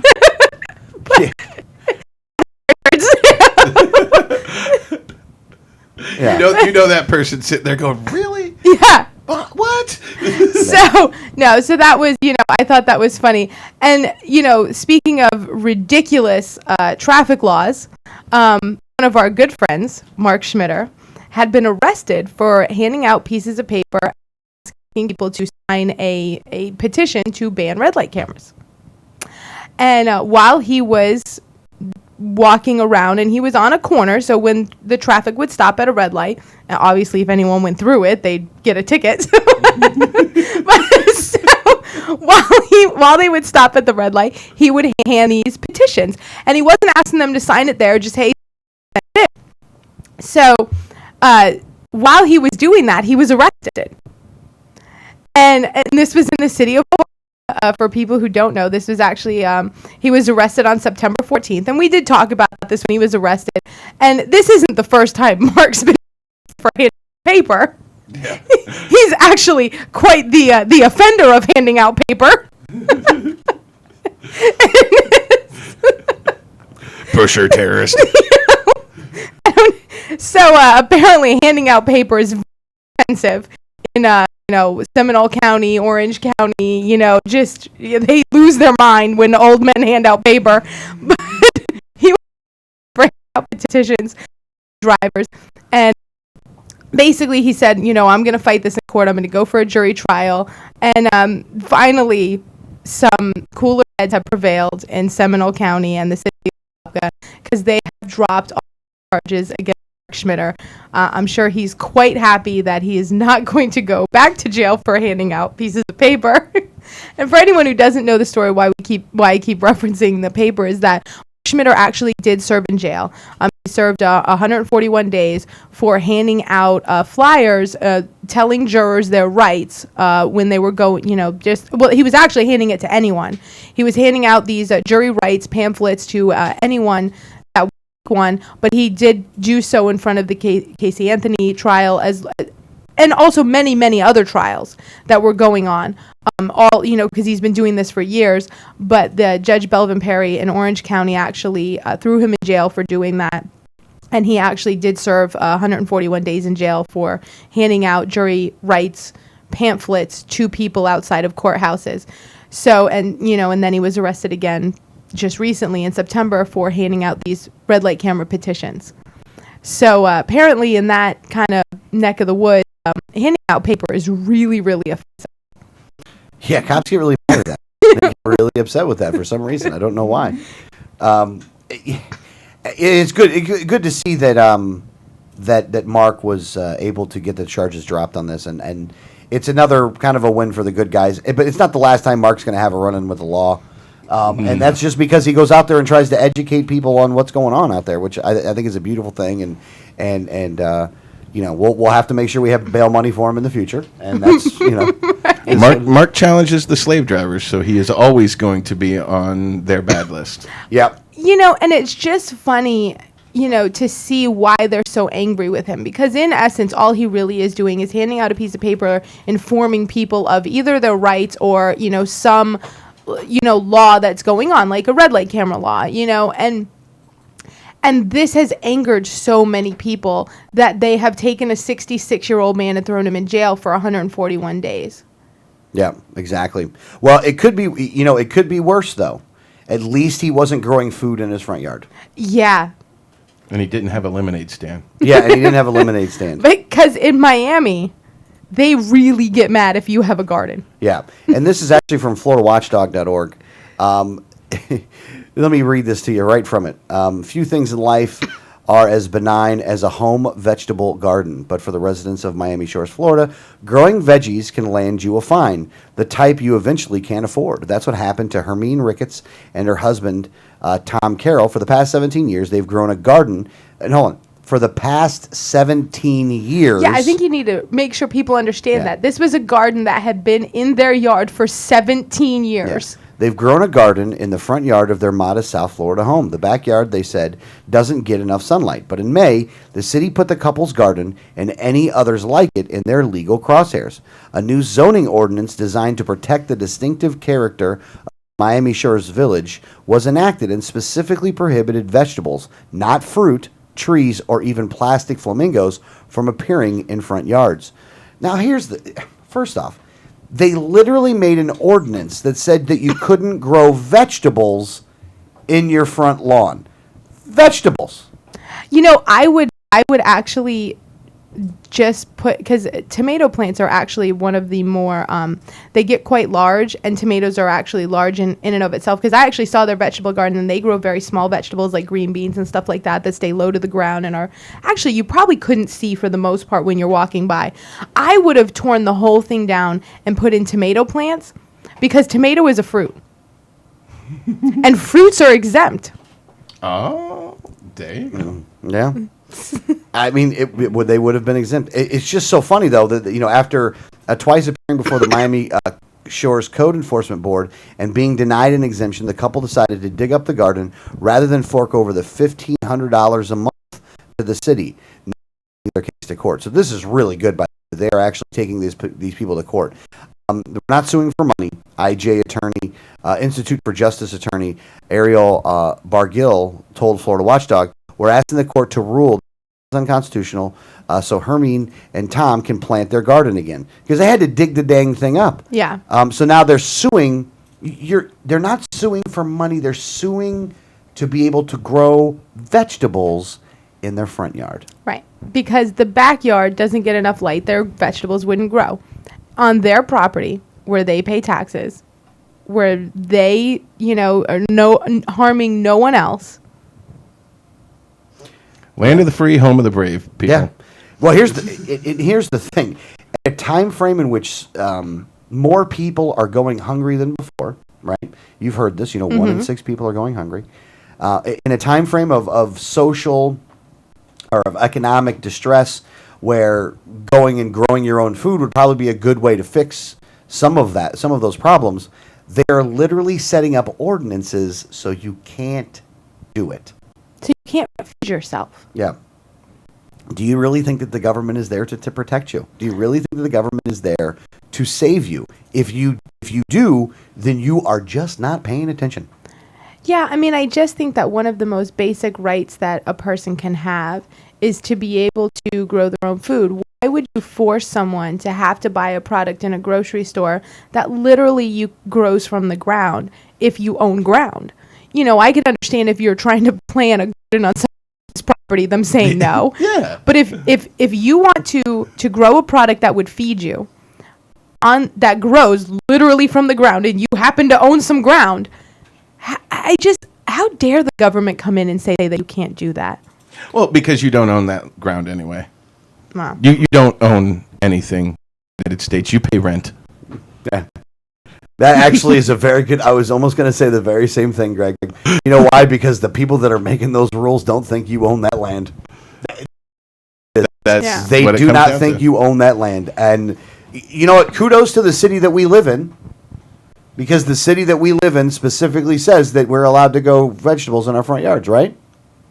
Yes, our city does. City of Newport Richey. Yeah. Totally does. We live in the city of Newport Richey. You are allowed a front yard garden. In fact, just a couple blocks up, really beautiful garden boxes in their front yard and grow food there. And I think it's an amazing thing to see. And I think if you do it, I understand that nobody wants to see an overgrown jungle in someone's front yard because your property value goes down, but you can do it rather nicely. And even then, you don't have the right to tell someone what they can and can't do in their yard anyways. But I do understand if my neighbor just, has the, junk in their front yard, I look bad. But then talk to your neighbor. Don't use the force of government. Just, hey, man, I'll help you. We can trim that up for you. Yeah. But, no, in the city of Newport Richey, we have a lot of people, when you drive around, have beautiful garden boxes in their front yard. They're growing food. And that is one of the reasons why I don't want to leave here. Yeah, it's one of the reasons that I like the city of Newport Richey. I think that they've had a good start. I think there's some things that they do right now that they're focused on that they shouldn't be focused on. Right. And I'd like to see those things change. But in lieu of that, you can in your front yard, and I think that's a pretty basic human right. And I think there's going to be a lot more people doing it moving forward. Matter of fact, around here, Suncoast Co-op. The people that are involved with that actually do permablitzes. Do you know what those are, Greg? Do you know what a permablitz is? I'm not sure. I have an idea, but it's where a grouping of people will go to someone's house and to someone's yard, and they will basically build the garden boxes. The garden boxes in their front yard. Okay. And so the way that they do this, and it's done like in a community kind of basis, if you go out for 3 permablitzes, then you're eligible to have a permablitz in your yard. So you buy all the supplies, but everyone comes and helps you. Yeah, you got to buy all the supplies, though. They're not going to give you all the supplies. Right. You buy all the supplies, then they set up a day, and everybody comes and volunteers to build these things in your house, and you help too. But then when you help 3 of, the people in your community gardens, then you can say, okay, it's my turn, I'll buy all the supplies, and everybody comes to your house and builds it. That's awesome. I think it's an amazing way to get people to really help each other and help each other in being able to grow their own food and sustain their own families. I love it. And it builds community, which is really what we need. Going back to what we were talking about before, moral decline, dependency on government, and a lack of community. I mean, those are all great things. That one program is doing a lot of great things. Yeah. And kudos to Eric for what he does with Suncoast Co-op. As a matter of fact, if you live in the Pinellas or Pasco or Hernando area, I would definitely go and Google Suncoast Co-op. And by Googling that, you will find a lot of information. And I'm only saying that because I just don't know the website address off the top of my head. Right. But Google Suncoast Co-op, and you'll be able to find a lot of those things. And getting local and buying your food local is definitely something that is not only a good thing to do, but considering that there probably is going to be, there could be some bad things that happen down the road here. You definitely need to do it. You definitely need to start looking at this as a viable option. For any problems that you're going to have food-wise. Oh, and I don't even have them on the suggested links on 1787 Network. We need to How fix did that that right happen? away. Well, I mean, another way of, and that's a great way to build your community. So, if a collapse happens or anything, or just to build a community again, to do these, co-ops and things like that. But another way is to elect better people in office. Well, it always comes down to that, though, doesn't it, though? But, and if you're in Pinellas, you actually have a chance to do that, and that was secured over the weekend. Obviously, with the passing of Representative Bill Young, there's going to be a special election that's going to be held in March, and there is a great Libertarian Party candidate, Lucas Overby, who basically shocked the 2 major parties over the weekend when he fell 19 petitions short of qualifying for the ballot. There is a $10,440 filing fee to secure a spot on the ballot if you don't get enough petitions. And in about a 48-hour time, Lucas was able to actually raise the $10,440 needed, which is unheard of, to be able to raise that amount of cash that quickly for a libertarian candidate or any third party candidate for that matter. But this was around the state effort. I know the Libertarian Party of Florida put it out, several times over the weekend. Everybody was making calls and everything. There was some other state libertarian parties that got involved and started putting it out to their people, saying, this is a great chance here. And they had raised about $9,000 by the end of the weekend, and the Libertarian Party of Florida actually did kind of put in the rest to secure a spot on the ballot, because we believe in Lucas, and we believe that if you can raise $9,000 in 48 hours, there is no way we can let you not be on that ballot, because you've done something amazing. Absolutely. Yeah, it takes a little bit of work it takes a lot of work to actually get to that 9,000. And this can be a great election. Here's the thing. This election is in March. Mm-hmm. So you're going to go to the polls and vote in March. And those of you that are listening to Tan Talk 1340, more than likely, you live where Lucas is running it. You live in you live in the district that Congressman Bill Young used to hold the seat at, that Lucas is now running for. You are going to have an opportunity to change this country. And I know it sounds really big to say it this way, but it's the truth. Let me explain what I mean. In this election, more than likely, and when I mean by more than likely, it's probably going to be this way. You're looking at, and I heard it was 20 to 25%. So I'm going to use that number. It's a conservative. I think it will be. I think it might be lower than that, but we'll see. They're looking at 20 to 25% voter turnout in March. And this is March of 2014. 20 to 25%. Breaking this down another way, that means more than likely 2 out of 10 voters are actually going to go to the polls and vote. That also means that 1 out of 10 voters will represent the majority in this election. If not, it'll be close to the majority.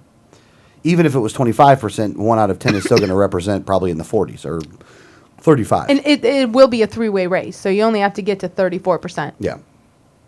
Well, not necessarily you have to get the 34%, but... Well, that's what I'm saying. All things being equal. Okay, I'll go with that. So in this race, like I said, 1 out of 10 voters vote for Lucas Overby. Lucas Overby wins. Lucas Overby wins, the first Libertarian will be elected to Congress. Yes. Those are facts. Those two, what I just said to you right there, if 1 out of 10 people vote for Lucas, then Lucas wins. And if Lucas wins, then this will be historic.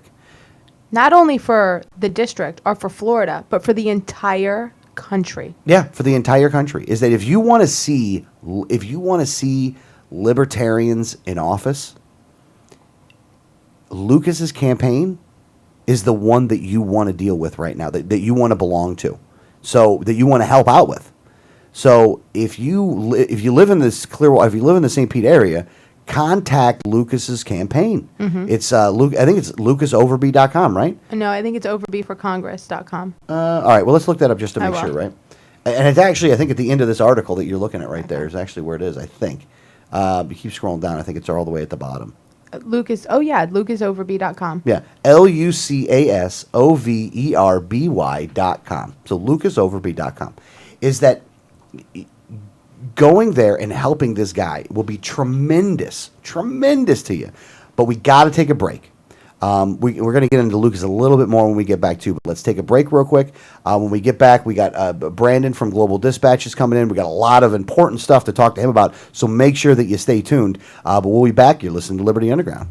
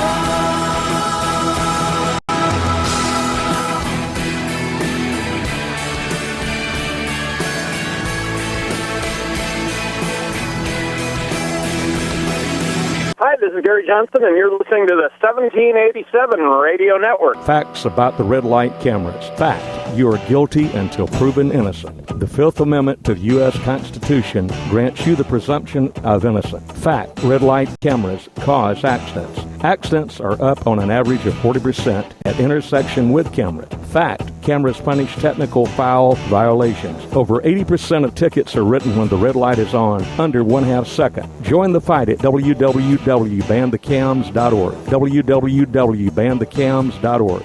At Auto Body Unlimited, they work with their hands and heart to provide outstanding high-quality work and customer service. They specialize in European automobile collision repair work and refinish. At Auto Body Unlimited, they bring your car up to manufacturer standards, or they will buy your car back. They have dedicated equipment and use the same processes and paint that you would get from the factory. At Auto Body Unlimited, they don't work for the insurance company, they work for you. Auto Body Unlimited is located at 1300 Sunset Point Road in Clearwater.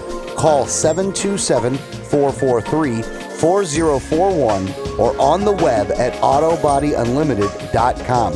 Visit Auto Body Unlimited for all of your repair needs. They work for you. If you received a ticket in Florida, contact Oropesa Law Offices, 800-774-9883 or tacklemyticket.com. Attorney Oropesa understands the stress associated with being charged with a traffic ticket. In many non-criminal ticket cases, there may be no court appearance, no points, and no traffic school. Attorney Oropesa handles criminal violations, DUI, and license suspension matters. Don't face these serious legal matters alone. Initial is free. Call now and you will be advised about any potential defense, constitutional rights violations, the possibility of having your driving privileges restored, or preventing a suspension from going into effect. If you've been classified as a habitual traffic offender, have a driver's license suspension matter, or a pending DUI case, call Oropesa Law Offices now so you can be advised about your particular case. Call 1-800-774-9883 24 hours a day, 7 days a week, or visit tacklemyticket.com. Main office in Pinellas County and serving all of the Tampa Bay area. Find out more at tacklemyticket.com. Mention Liberty Underground and get 25% off. Liberty starts with a like. Facebook.com/Liberty Underground. You know Going Postal offers shipping with UPS, FedEx, and DHL International, and they're a full-service post office. And Going Postal is not just your one-stop shop for shipping. They offer copying, laminating, faxing, packaging, and they even have a notary public service. Visit our friends at Going Postal at the following convenient locations: Palm Harbor at the corner of Tampa Road and County Road 1 in the Sweet Bay Plaza, St. Pete on 66th Street just south of Tyrone Boulevard near Publix, and be sure to visit their newest location at 35595 US 19 North at Alderman Road next to Publix in Palm Harbor. When the unthinkable happens, it doesn't matter if you save money in 15 minutes. It doesn't matter if your neighbor has the same insurance you do. In this moment, what matters is the quality of your independent agent and the company that stands behind them. Auto Owners Insurance has been recognized as highest in customer satisfaction with the auto insurance claims experience 5 years in a row by J.D. Power and Associates. For award information, go to jdpower.com. Call Row Insurance in Newport Richey today at 727-376-0030.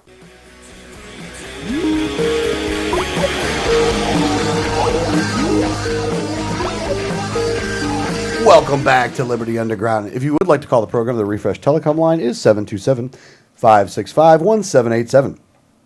But online with us right now from the Global Dispatch, he is a man that is a beautiful human being, one that is out there defending truth wherever it may lie. Brandon Jones, good morning, sir. Good morning, beautiful human being, huh? Yeah. You're quite lovely yourself, sir. Thank you very much. Thank you very much. That's why I enjoy sitting next to you in movies. Well, you know. Pretty exciting week, man. Where do you want to start? Well, I think you were talking about Lucas. We can go ahead and pick that up. We had an exclusive interview with Lucas, and a great opportunity to allow him to speak on Obamacare, debt ceiling, debt crisis, some of the different issues. People can check that out and get a good sense of what Lucas plans to do if he gets elected to Washington. Now, let me ask you a question. In talking to him, how do you? What was your take on Lucas? He was more even-minded than I think, and much more mature than I even expected. He's very mature for his age.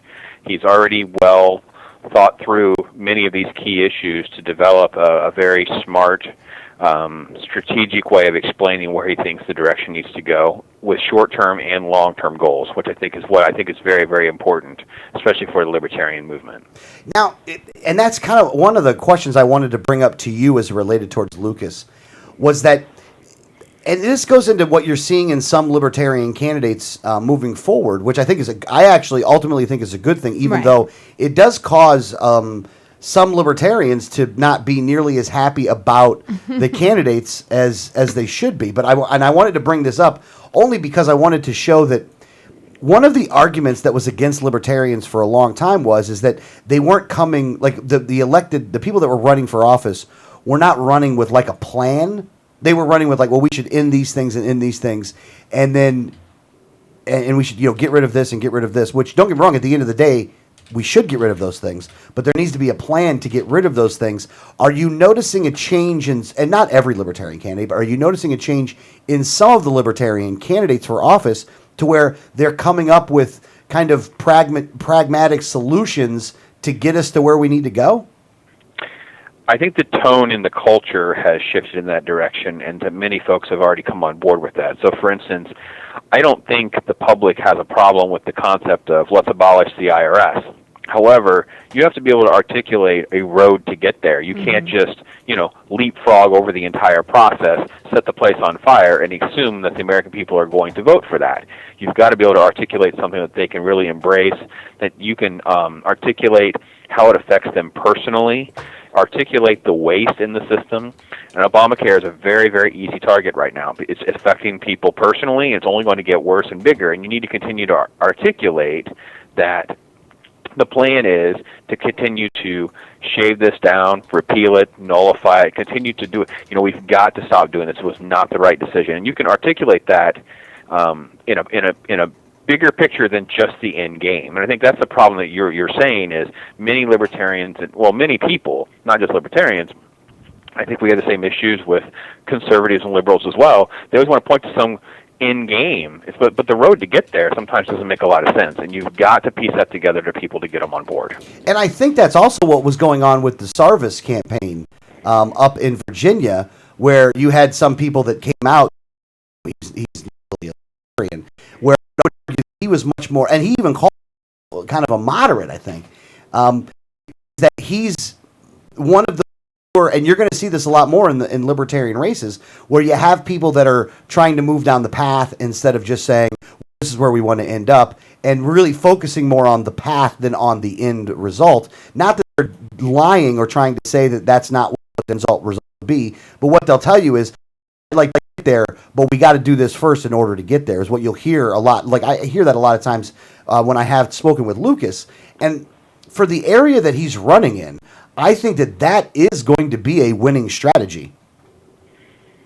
Well, and I think that the issue where he did fall short was he was articulating some of the details of the plan. It was this type of tax, but he wasn't also including that conversation about eliminating the existing tax, or saying, let's replace this tax, let's eliminate this federal tax, and let's go to a consumption tax, or let's eliminate this, and then we'll go to this, or those types of conversations and details are very, very important, and because you'll get picked apart through smear campaigns and ads if you don't do it that way. Oh yeah, no, absolutely. Yeah, we did see that with Sarvis's campaign, and I imagine at a certain point you're going to see that coming from either the GOP or the Dems when it comes to Lucas's campaign. And the other thing is, I think you're going to see much more attacking from the Dems in Lucas's race, maybe more so than you're going to see from the Republicans. And this will be, in some ways, there'll be some similarities to what happened up in Virginia, but in other ways, there's going to be some differences of what happens in Virginia or what happens in Florida, because the front runner in this one is actually a Democrat, not a Republican. Right. And I think because it's a high-profile Democrat in Florida, and because care is such a sensitive topic, so you can really start to really communicate and articulate the impact of that, and they will definitely show their fangs, as they have already done. We've seen the way even Nancy Pelosi responds to just common sense questions on Obamacare, and it's like, she doesn't even make sense. They just react so emotionally in defense of this bill that they don't even articulate a point. Yeah, and not to get much into Obamacare this week, but what the Democrat side now is, I mean, the vast majority, and I think there was a poll that came out that was like 80-something% or 90-something% of people want to see this law changed in some way. They don't want to see it abolished, but they want to see it changed. Now, a lot of them want it abolished. You're almost in the 50s on that. But you have even Democrats going, well, we can't do it this way. I mean, this is not what we think this is going to be. And that goes with, the lying of the president, the lying of Nancy Pelosi. So to see that sea change happening is also something that is good to see, but it's also, you're noticing that they're not going to do anything really to change this thing. Right. Yeah. Well, what else is out there? Let's go to the poll, if you don't mind. I'd like to go to the Florida governor race. That poll came out and showed Charlie ahead, but kind of left out every third-party candidate, including Adrian Wiley in Florida. And we contacted the poll and asked why that was, and they didn't respond kindly. Give us the story of how that conversation went down. Well, I called up Peter Brown. He was the assistant director, and he is quoted in the press. He's discussing the data. I just, asked him if he had a minute of my time. He said he was dry. I asked, why Adrian Wiley was excluded. Why was there no other candidates beyond Adrian Wiley? Wiley's I mentioned by name because he polled 10% earlier this year in Florida. So he has a track record of being at least significant enough that I think that most Floridians would expect him to be. And he said, we choose who's on our questionnaire. So then I proceeded to say, well, what determinations, what criteria do you use? He goes, well, we don't discuss what criteria we use. Oh, but you're in Connecticut, right? Because that's where the university is based. And he kind of danced around a second, and then I said, well, how do the people in Connecticut know what's happening on the ground in Florida? And he just really didn't answer the question. And I said, well, what about a challenger to, say, Rick Scott, the Democrat that's going to, how do you should be including and not including? We don't discuss any of the criteria of who we, in other words, we decide who we put on, and that's just it. Too bad. Yeah, no, that's again, in what you said earlier, there was a poll that was conducted earlier. Explain that poll. Which poll? The one in Florida, the St. Pete Times poll? No, the Quinnipiac The one. Quinnipiac poll. No, not the Quinnipiac poll. The St. Pete polls poll. Oh, the St. Pete polls. So explain that. I don't know if you are... To get a huge threshold there. And, this is that is his backyard. The poll was really showing a major trend. We posted it in our candidate to with Sarvis. Sarvis had the numbers to be included in a debate, but then they ran a last-minute debate. That debate showed less than the threshold, so they excluded him. And he wouldn't have had time to, well, what about this poll? Well, let's run another poll, anything.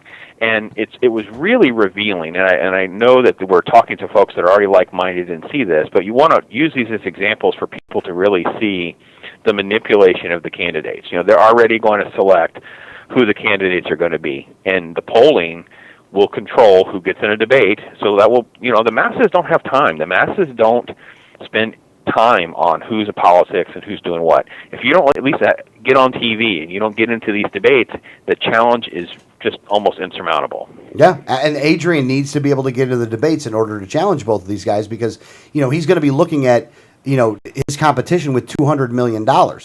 And I don't think that Adrian needs anywhere near that amount of money, but the one thing he does need is to be able to get in the debates. And to see Quinnipiac doing this when, and again, it really comes down to making the case for it. And if there was another poll that was done with a much larger grouping, because that's the one thing. Quinnipiac did about, 1,700? 1,676. 1,676.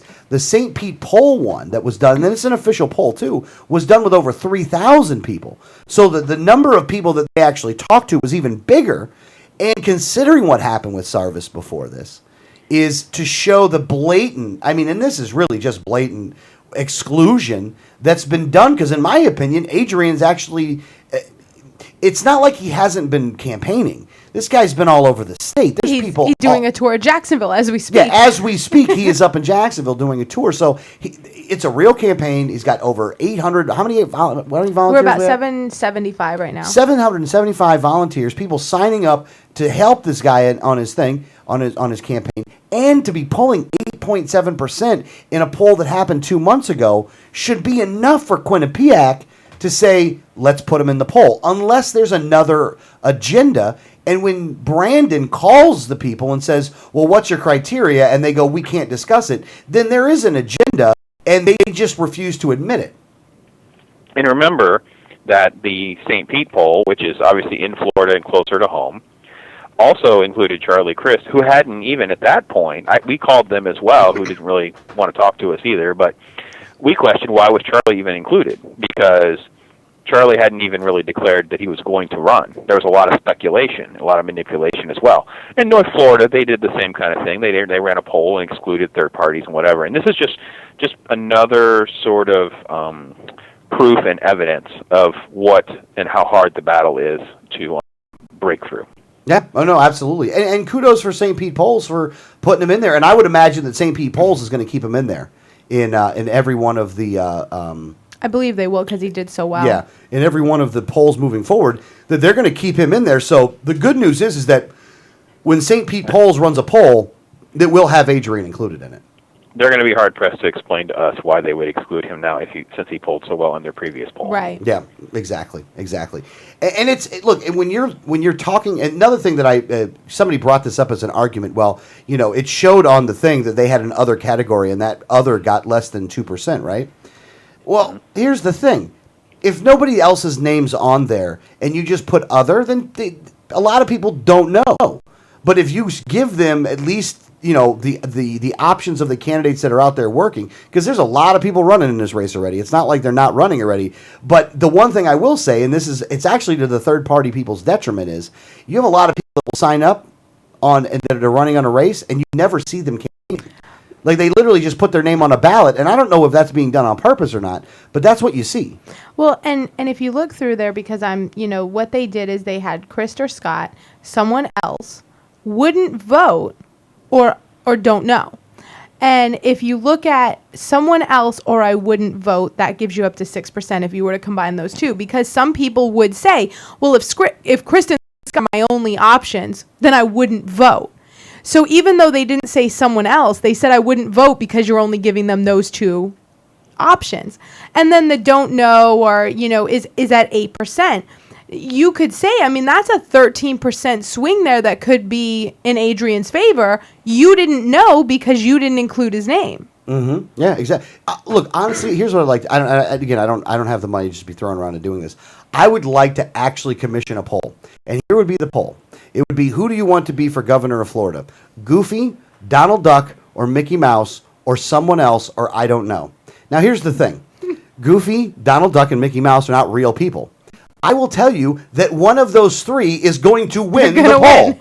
Because their names are mentioned, and they're going to be like, you could actually make an article that would say, Disney Goofy characters wins over someone else. Yeah, Goofy Disney characters set to take over the governor's seat.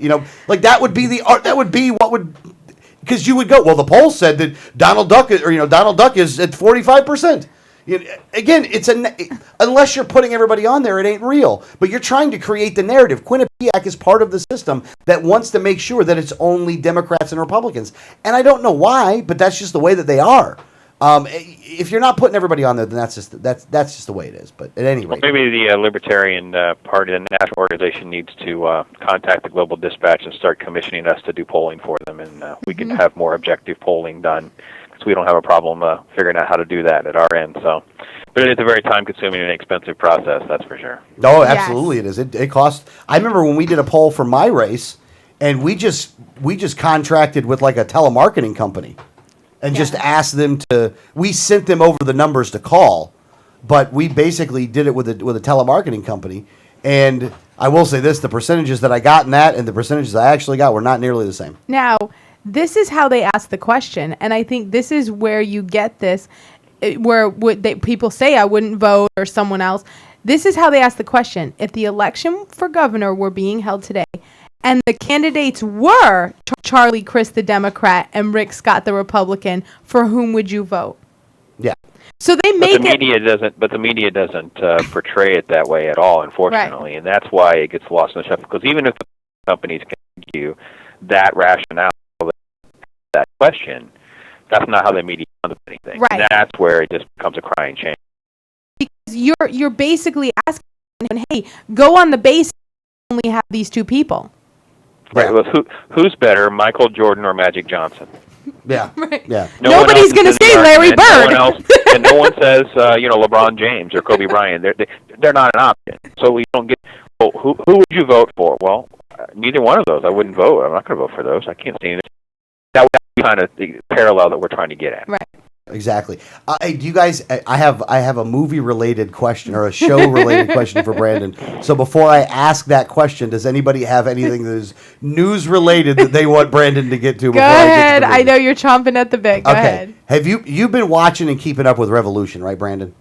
I'm one episode behind, I believe. But yes. Oh, okay. It's going to be. You can't ask because it's a spoiler-related thing, isn't it? Not really. Hold on. I can still ask the question, even though that you've missed that you haven't seen last week. Has this? Well, actually, it's really the taken last the last episode's that, really where it's taken. That a would turn. give you the question. This thing has taken a turn that is going more. It's almost weird. Well, you know what? I can ask it this way. It's taken a turn towards the sci-fi, and I think it's weird considering that it wasn't about. It was about losing power. It wasn't about like nanobytes or nanotechnology, right? Yeah, do you find this weird? We had the exact same conversation during an interview that we had conducted as well. We talked about several different shows. We talked about the fate of Jericho. Jericho took a shift towards authoritative government instead of survival nature, and Revolution's making that same shift towards some sort of science fiction and really just something that is unexplained. You know, I said very early in the season, you better quickly figure out how to explain this that people will buy into it, because they're just going to drop you like a hag. That's like the jumping the shark. You know, you jump the shark once you introduce nanobytes and this whole sci-fi thing. So the show is really on its last leg. If they don't do better, maybe have to go back to a different night. I'm not sure and confident that we'll. Are they not getting good ratings then? Definitely a huge drop off because they had been the first thing is they moved to a different night, and that's always a very dangerous and proposition. a different time. Yeah, different time, and then of course the sci-fi spin on things has been quite challenging. Under the Dome is another one. Under the Dome kind of pushed the threshold of what I think people will tolerate, so it'll be very hard to see if the Dome can get into a third season. I can imagine they're going to be able to keep the same kind of interest because you're kind of run out of ideas. And if you're going to go more sci-fi and unbelievable, you're just X-Files. But you're not really X-Files because you're supposed to be real people surviving. So it's a very difficult challenge. And that's why The Walking Dead is by far the head and shoulders the best one, because they in this sense of realism and survivalism, which is what I think most people are thirsting for. Yeah, no, I go with that. I still actually like Revolution, but I am giving it the chance because I want to see where they're gonna go with this, because I'm not really sure. Like, I want it to be a little bit more explained than it is, and I'm willing to give them a little bit more time in order to figure that out. Well, I mean, at least through the season, it can get to the point where it's so bad that I'm not sure they'll have me up for the next season. But it's a decent enough show. Yeah. See, I totally disagree about Under the Dome though, because I'm a fan of Stephen King and the book, and it's a very different story than the book. So it's like I'm very excited to see where they're going with it, because there are people that are like main characters that were dead long before this point in the story in the book. So it's like, well, what are they doing? Where's this going? I like it. I think it's a great show. There you go. Hey, different strokes for different folks, Greg. Well, hey, Brandon, we do got a couple minutes left. Is there any other things that you want to talk about that you thought were really, really big things that people needed to know about? Well, I doubt that anyone knows that China yesterday had their first official unmanned stealth drone flight. So China officially has their own drone program underway. And it is the Global Dispatch with a ton of different categories, things like that. And I really just want to give a good shout-out to Robert Harriman, his department that handles, outbreak news, health news, and all that. He has the radio show on Saturdays as well, starting at 7:30. And he's been nationally different websites and organizations. You got physicians and medical doctors all over the country who recognize his name, and I'm just proud to be a part. You want to know what kind of a check with us first, and if we don't know, shoot him an email, because I'm telling you what, he's so connected to so many of these folks, and it's great to see the hard work pay off, and they're to be a partner with him. If you want to know about the disease, contact Bob. Brandon said like this really, really nice, thing about his partner, and you're like, about disease, call Bob. No. It's look, the Global Dispatch, if you go to theglobaldispatch.com, you actually have a section called Outbreak News. Yeah. It's pretty cool. That's like, if you want to know about, if you want the real life kind of out stuff, then that's where you go, and you can, again, these guys are going to cover it in an honest way, and it's a good thing. No, it is a good thing. Same to awesome though. So hey, we had a dengue fever outbreak in Florida. Bob was all on top of it. Yeah. He was the expert to call. Where are the people calling him? Because he's the one that knew more than some of the people locally, and it was kind of eye-opening.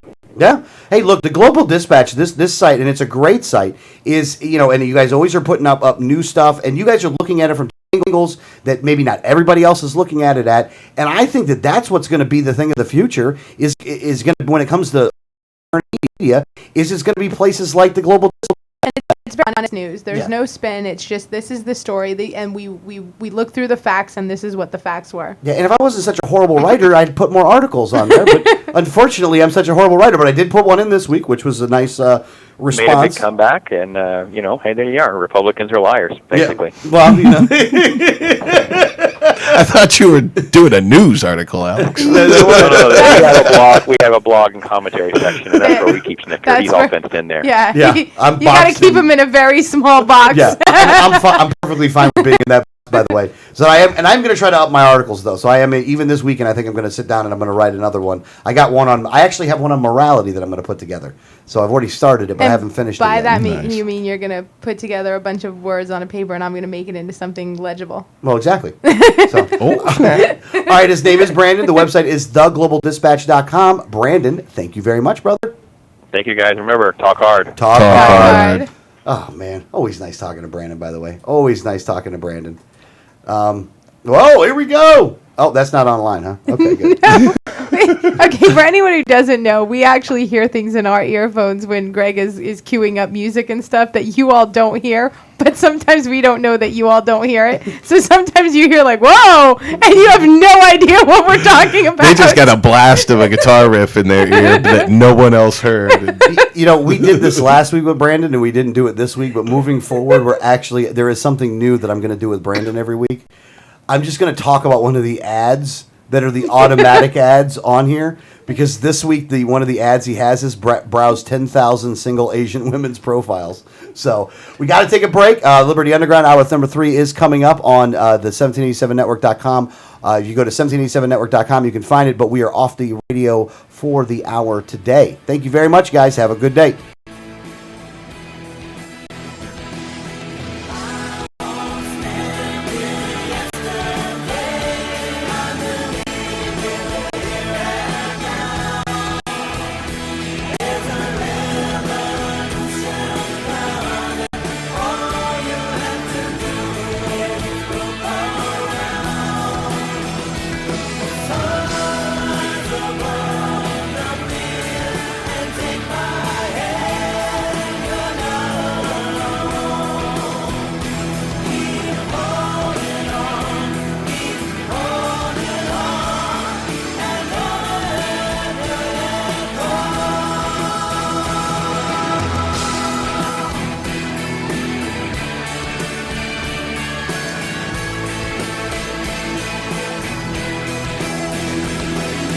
Hi, this is Gary Johnson, and you're listening to the 1787 Radio Network. Facts about the red light cameras. Fact, you are guilty until proven innocent. The Fifth Amendment to the U.S. Constitution grants you the presumption of innocence. Fact, red light cameras cause accidents. Accidents are up on an average of 40% at intersection with camera. Fact, cameras punish technical foul violations. Over 80% of tickets are written when the red light is on, under 1/2 second. Join the fight at www.banthecams.org. www.banthecams.org.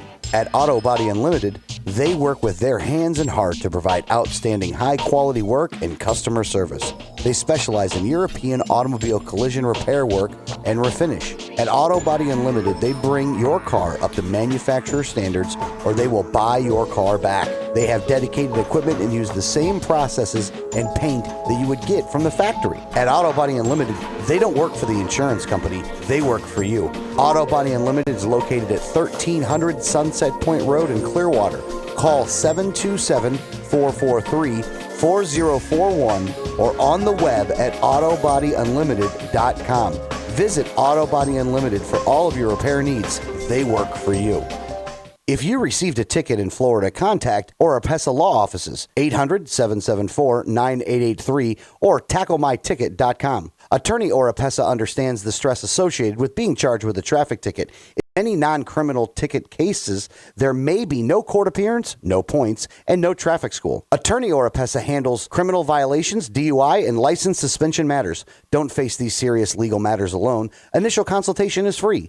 Call now and you will be advised about any potential defense, constitutional rights violations, the possibility of having your driving privileges restored, or preventing a suspension from going into effect. If you've been classified as a habitual traffic offender, have a driver's license suspension matter, or a pending DUI case, call Oropesa Law Offices now so you can be advised about your particular case. Call 1-800-774-9883 24 hours a day, 7 days a week, or visit tacklemyticket.com. Main office in Pinellas County and serving all of the Tampa Bay area. Find out more at tacklemyticket.com. Mention Liberty Underground and get 25% off. Liberty starts with a like. Facebook.com/Liberty Underground. You know Going Postal offers shipping with UPS, FedEx, and DHL International, and they're a full-service post office. And Going Postal is not just your one-stop shop for shipping. They offer copying, laminating, faxing, packaging, and they even have a notary public service. Visit our friends at Going Postal at the following convenient locations: Palm Harbor at the corner of Tampa Road and County Road 1 in the Sweet Bay Plaza, St. Pete on 66th Street, just south of Tyrone Boulevard near Publix, and be sure to visit their newest location at 35595 US 19 North at Alderman Road next to Publix in Palm Harbor. When the unthinkable happens, it doesn't matter if you save money in 15 minutes. It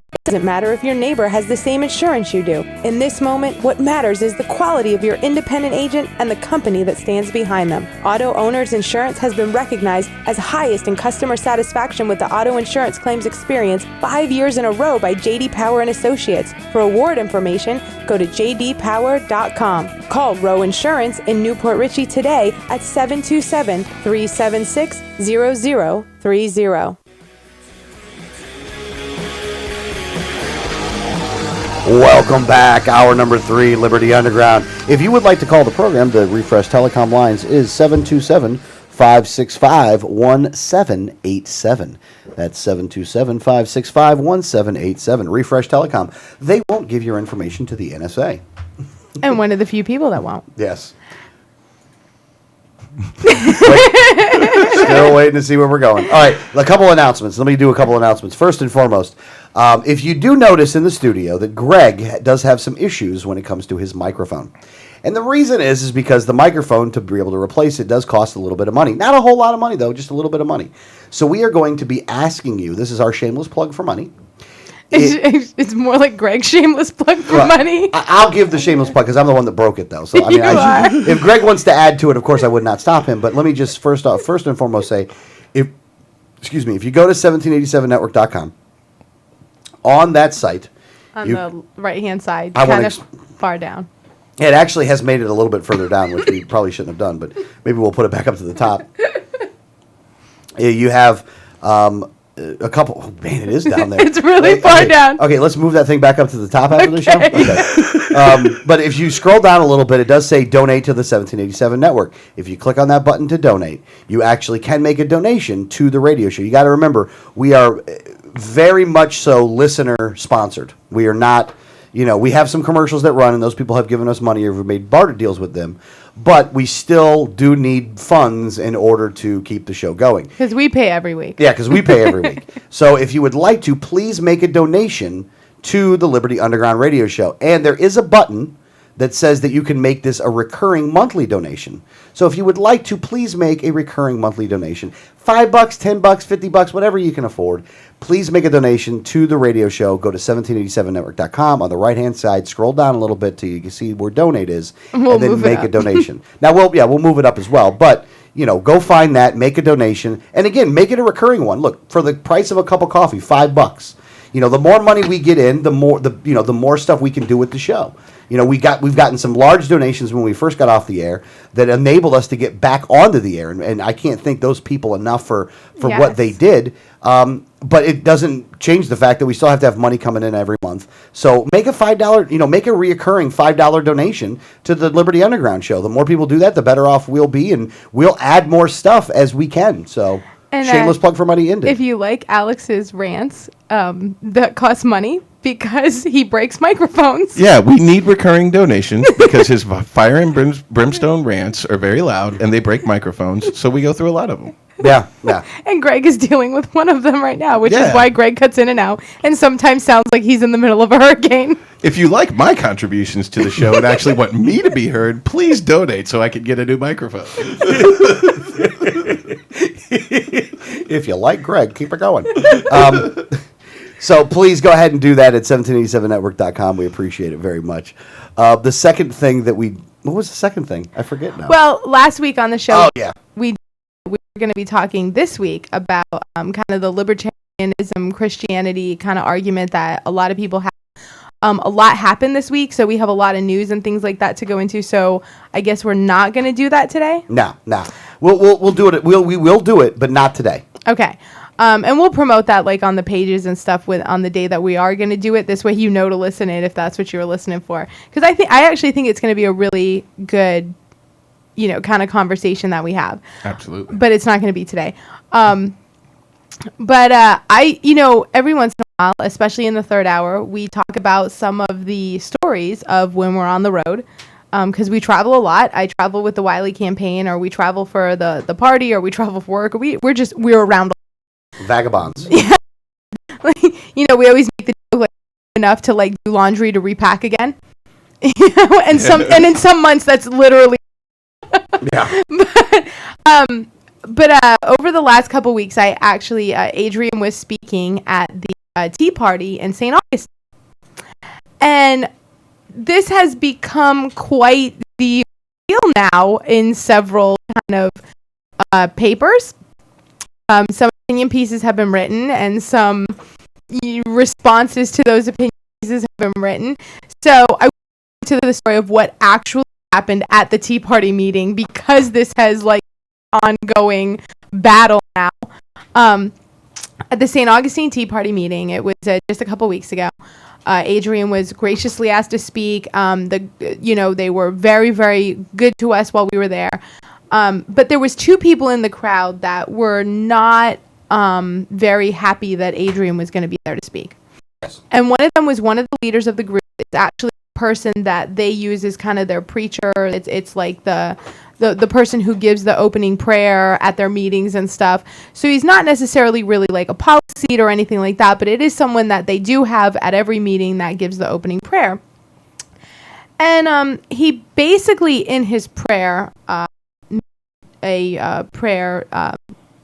saying that we actually should be involved in everybody's lives, and that he hoped that everybody in the room would have he prayed that everybody would have the wisdom to understand that they should be watching for other people's lives and telling them what to do.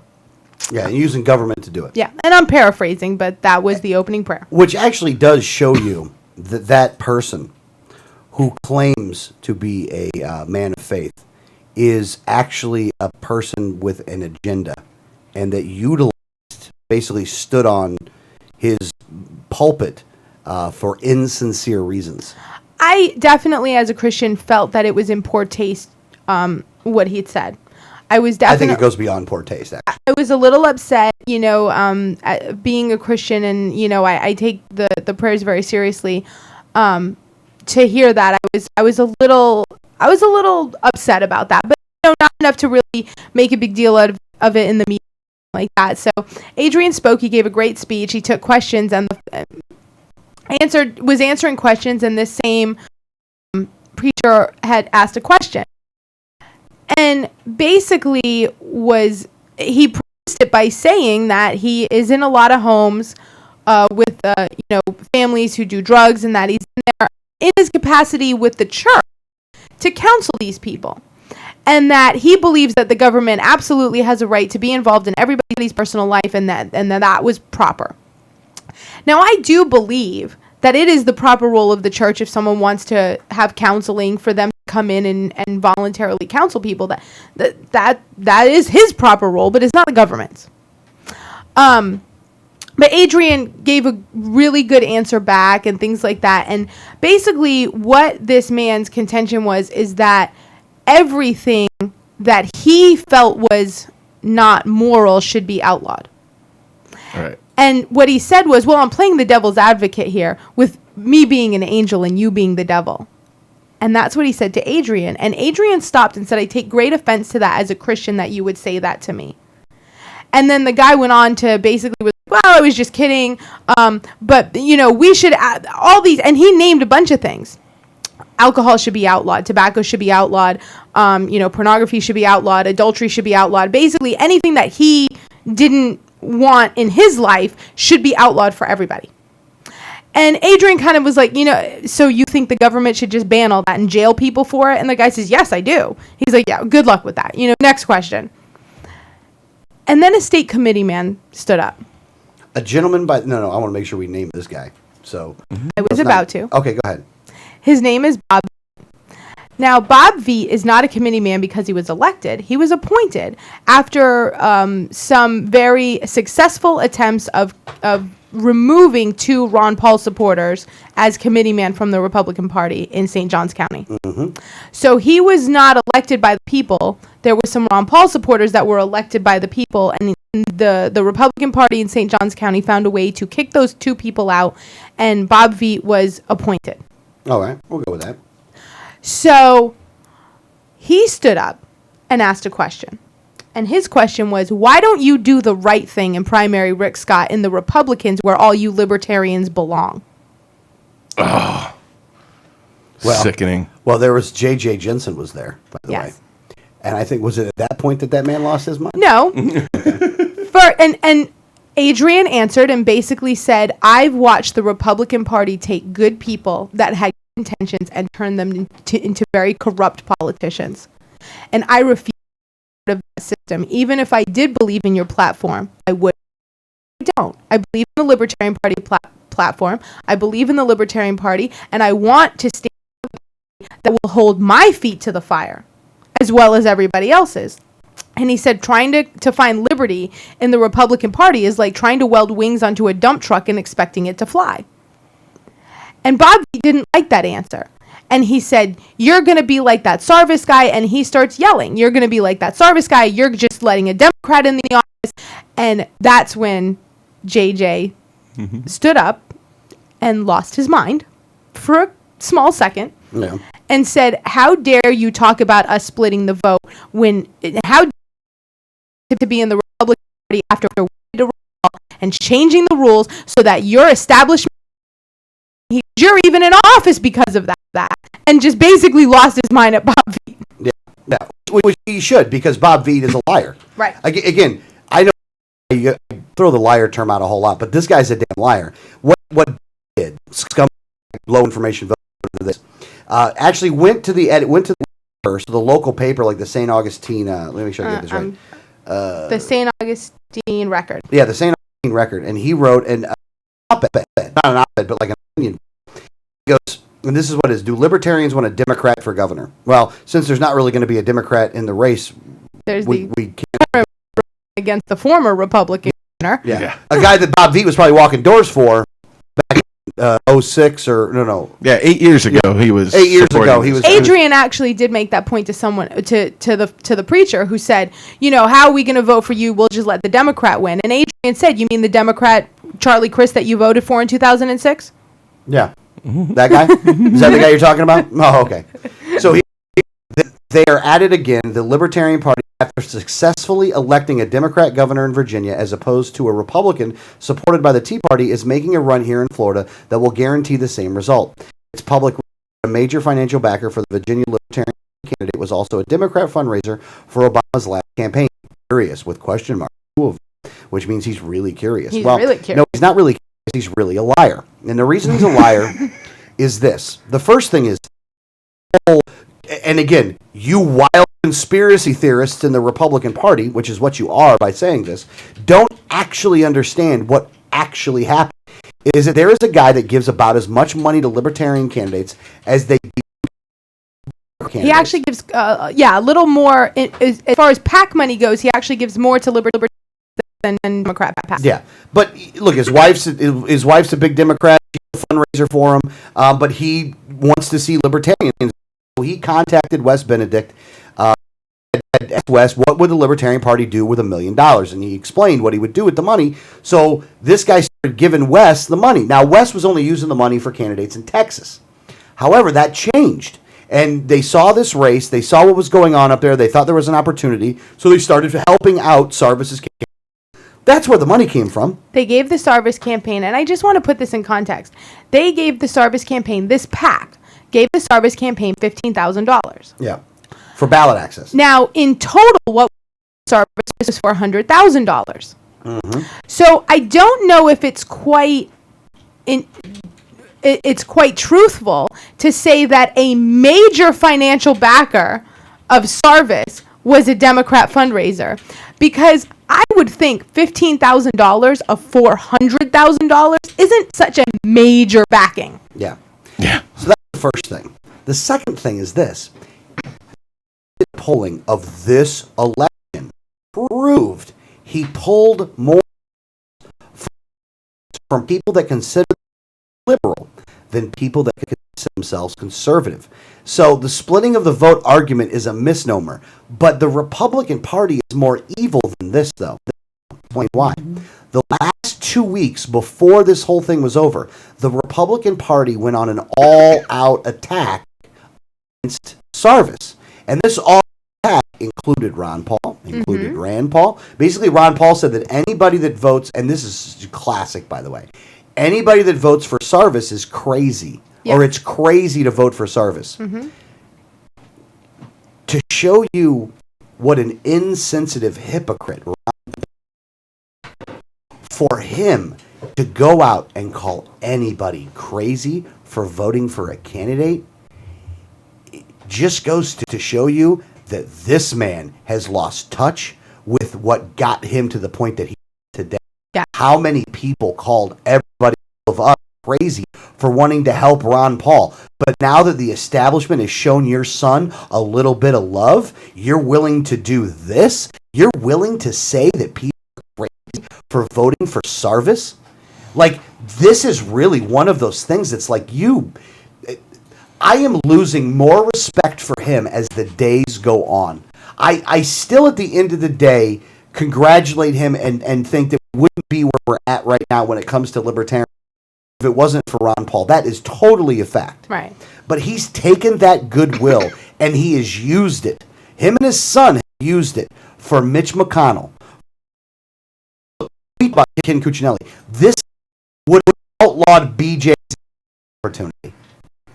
Thought he could get away with it, he would have done that. But because he's cool on In the Fed and he endorsed your campaign and he does believe somewhat in civil liberty, well, no, not in civil liberties, he does believe somewhat in free markets, that all of a sudden this guy's worthy of a vote? Like, wow, Ron, how far have you fallen when it comes to who you should be supporting candidate-wise? But hold on, I shouldn't even say that. This guy's been endorsing bad people for a long time.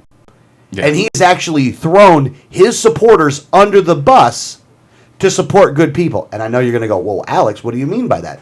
In Texas, after 2008, so it was, I think, the 2010 election cycle, there were Ron Paul people that ran for office in Texas. And Ron Paul, the neocon competition. He endorsed all incumbents regardless of their policy. Yeah, endorsed all incumbents regardless of policy. And there were people that were Ron Paul supporters against these guys, and he wouldn't do anything to help those people. Again, the people that worked and bled for him was not to earn his support or his endorsement in lieu of an incumbent Republican in the state of Texas. And that's why I'm saying he hasn't fallen that far. When it comes to preaching liberty and freedom, I think you should listen to Ron Paul all day long. When it comes to candidates to support, anybody he recommends, I would question. I would go in and do the research yourself, which you should always do anyway. You shouldn't trust anybody, not me or anybody else. You should do your own research. But I'm going to tell you something. Don't listen to... I would not listen to anybody that Ron Paul says to vote for. I would look at them. I would see where they're at on the issues. But I wouldn't trust anything that he has to say when it comes to elected officials. He's made so many bad and egregious decisions. And it goes with Rand Paul, too. Rand Paul has made even worse decisions because Rand endorsed Romney, endorsed McConnell, he endorsed Cuccinelli. He went down and stumped for Cuccinelli. So when it comes to the elected officials, Ron Paul and Rand Paul, they ain't looking for support up there. They're looking for allies that are already there right now that will help them retain power. Yeah. Mm-hmm. And I know that people are listening to this show and they're like, Alex, man, F you and you're a scumbag and you're just one of them libertarians and that's all you're going to say. Look, man, all I can do is preach the truth, man. What you choose to do with the information is your business. But there's nobody that's above us of exposing the truth about them. And Ron's one of those guys. Is I don't care who it is. You make mistakes like this, you need to be called to the carpet for it. And they need to be called to the carpet for this one. Well, I mean, listen, I think and they better stay out of Florida, by the way. Yeah, I definitely, and Ron Paul has even said, and there's a video of him where they ask him, why did you support every incumbent in Texas? And he says, listen, I'm as independent as they come, but even I can only get away with so much. Which basically means, like, listen, even I have to play the game sometimes. And he, when it comes to endorsements. Well, here's the thing, too, though. Hold on, though. And this is what makes it even worse, is that his excuse there was because he was still in office. Right. He ain't in office right now. He don't have to do that. Exactly. If his son had to play the game, again, I don't like it. I don't agree with it. But what right there is just, be honest, it's not forgivable, in my opinion. I agree, and you're totally right, and it totally nullifies that excuse.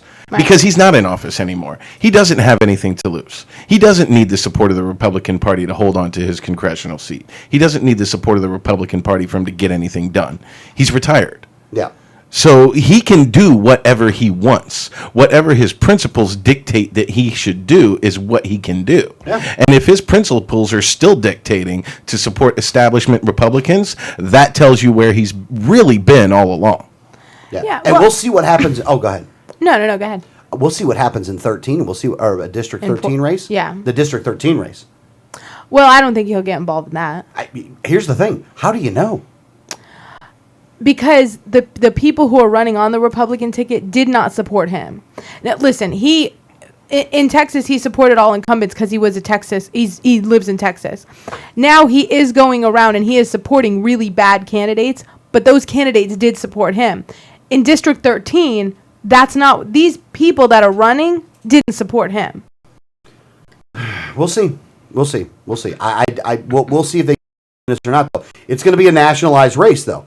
And I'm sure that Rand is going to want to get involved. Well, Rand might, but I would doubt very seriously if Ron were to get involved. I got to tell you, I really hope you guys stay out of this. I really hope you stay out of this. Because here's the thing. I'll mention you guys on the air and stuff like that, but I'm not going to actively try to protest you or anything like that. You make one move like this in Florida, man, and it's so game on. It's not even funny. Again, I'm not threatening with violence or anything like that, but I'm going to go to places everywhere. If you come to Florida, I'm going to be there, and you're going to have to start throwing me out. And I'll get media attention by getting thrown out, and I am going to continually use the media as best as possible to throw you under the bus and to get people to see you for who you really are. And it's sad to say this because, hey, look, I was the regional coordinator for the Ron Paul campaign, and in my region, Ron got the biggest percentage of the vote in the Republican primaries. So it's not like you're waiting for an opportunity for this. I switched over to the Republican Party so I could vote for him in the primaries. And as a condition of working for the campaign, I had to be registered in the Republican Party. And drop what I was doing in the LP at the time. Go and do that. I couldn't, and I had ramifications that happened to me that I still have to That's feel still today. going on. I used to give Alex a ton of crap for doing that on air, off air, all the time. And people still do give both of us crap for that, being officers in the party and having worked for the Ron Paul campaign and knowing that we had to switch for it. But I wasn't an officer of the party What I'm then. saying is because we're an officer now. Oh, yeah. Because we're officers now and everybody knows that we did work for the campaign and we did have to switch to work for the campaign, we still feel the ramifications of having done that. And I'll never, ever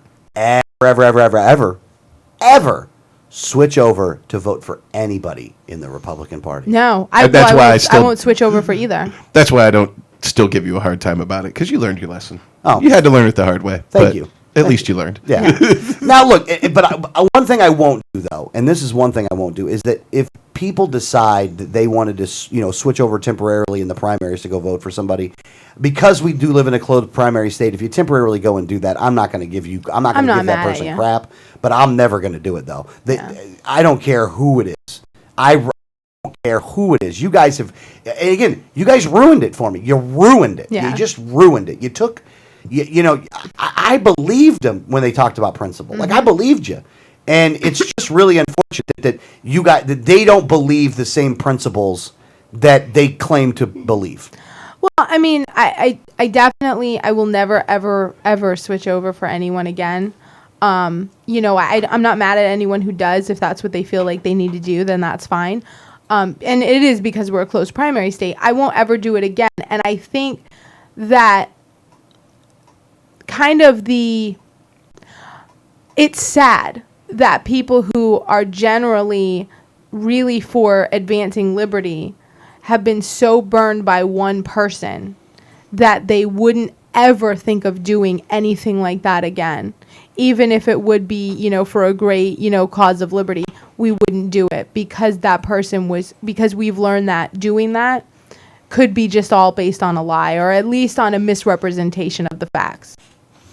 And that's, I think there were a lot of people during the Ron Paul time that did have a level head about things, and were saying, hey, it's about the message, not the person.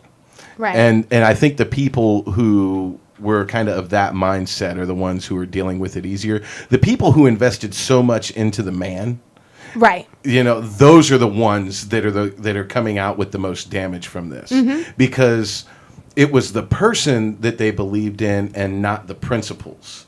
And so they can't separate the fact that I can still hold these principles and not support him, because everything was tied to supporting him. So it's very difficult for a lot of these people to deal with.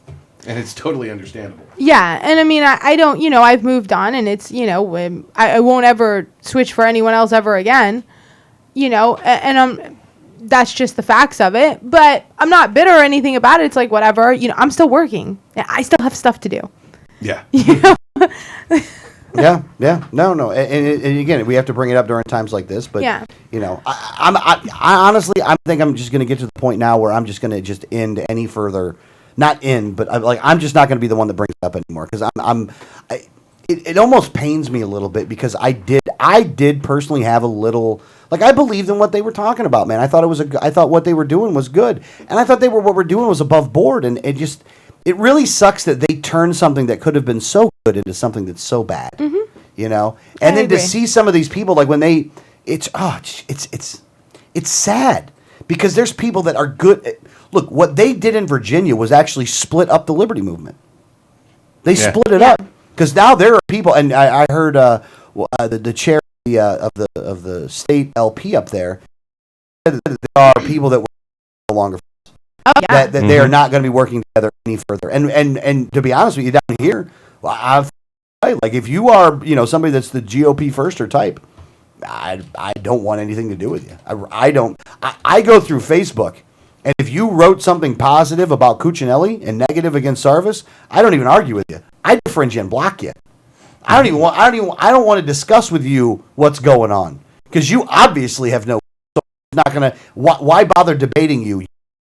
Small amount of the population, and most of those people weren't even in this state; they were in Virginia. But I got too much time we have too much time that we can deal with, good people that are doing it for the right reasons and not the Republican firsters that want to make the claim that they believe in liberty and freedom but are only in it for control. Yep. All right, let's get back to, and one more thing on the Sarvis thing, though. And Reason put out an article. Because we were actually still involved in the story from the St. Augustine Tea Party, but okay, let's move on to Sarvis. Oh, okay, I'm sorry. All right, let's go back to the St. I'm sorry, you're right. Let's go back to the St. Augustine We went so far off the rails that he forgot where we were. Yeah, we didn't know. Bob Veet actually wrote this opinion piece, and he did lie and said this was another spoiler like Sarvis and all that. But he a little misquoted Adrian in his little thing, but he's encouraging fellow Tea Parties to unite and oppose this sham Libertarian Party candidacy, and I'm reading his words, not mine, for what it is, continue to work with the St. John County Republicans to elect candidates who support the fight for the preservation of our freedoms. Well, okay. What Republican's going to do that? I'm still waiting for that list. Yeah. You got a Republican bottom in mind? Yeah. Waiting for that list of the Republicans who will support and fight for the preservation of our freedoms, because I don't know if you've looked at Tallahassee lately, but they ain't there. The chairman of the Tea Party, of the Augustine Tea Party, took a little offense to what Bob had written, and the reason why is because Bob wrote that he was at the St. Johns County Tea Party meeting when this all happened. And he was not. He was at the St. Augustine Tea Party meeting. And to give you a little backstory, those two Tea Parties were combined into one, and they split very viciously. Yeah, it went to court. It went to court. I mean, it was a big deal. And the St. Johns County Tea Party, if number one, Adrian is never going to be invited there ever, because they only invite Republicans. But they are literally another arm of the Republican Party. I mean, they're literally just the rep members having another meeting. And that was the St. Johns County Tea Party, and that's right? the St. Johns County Tea Party.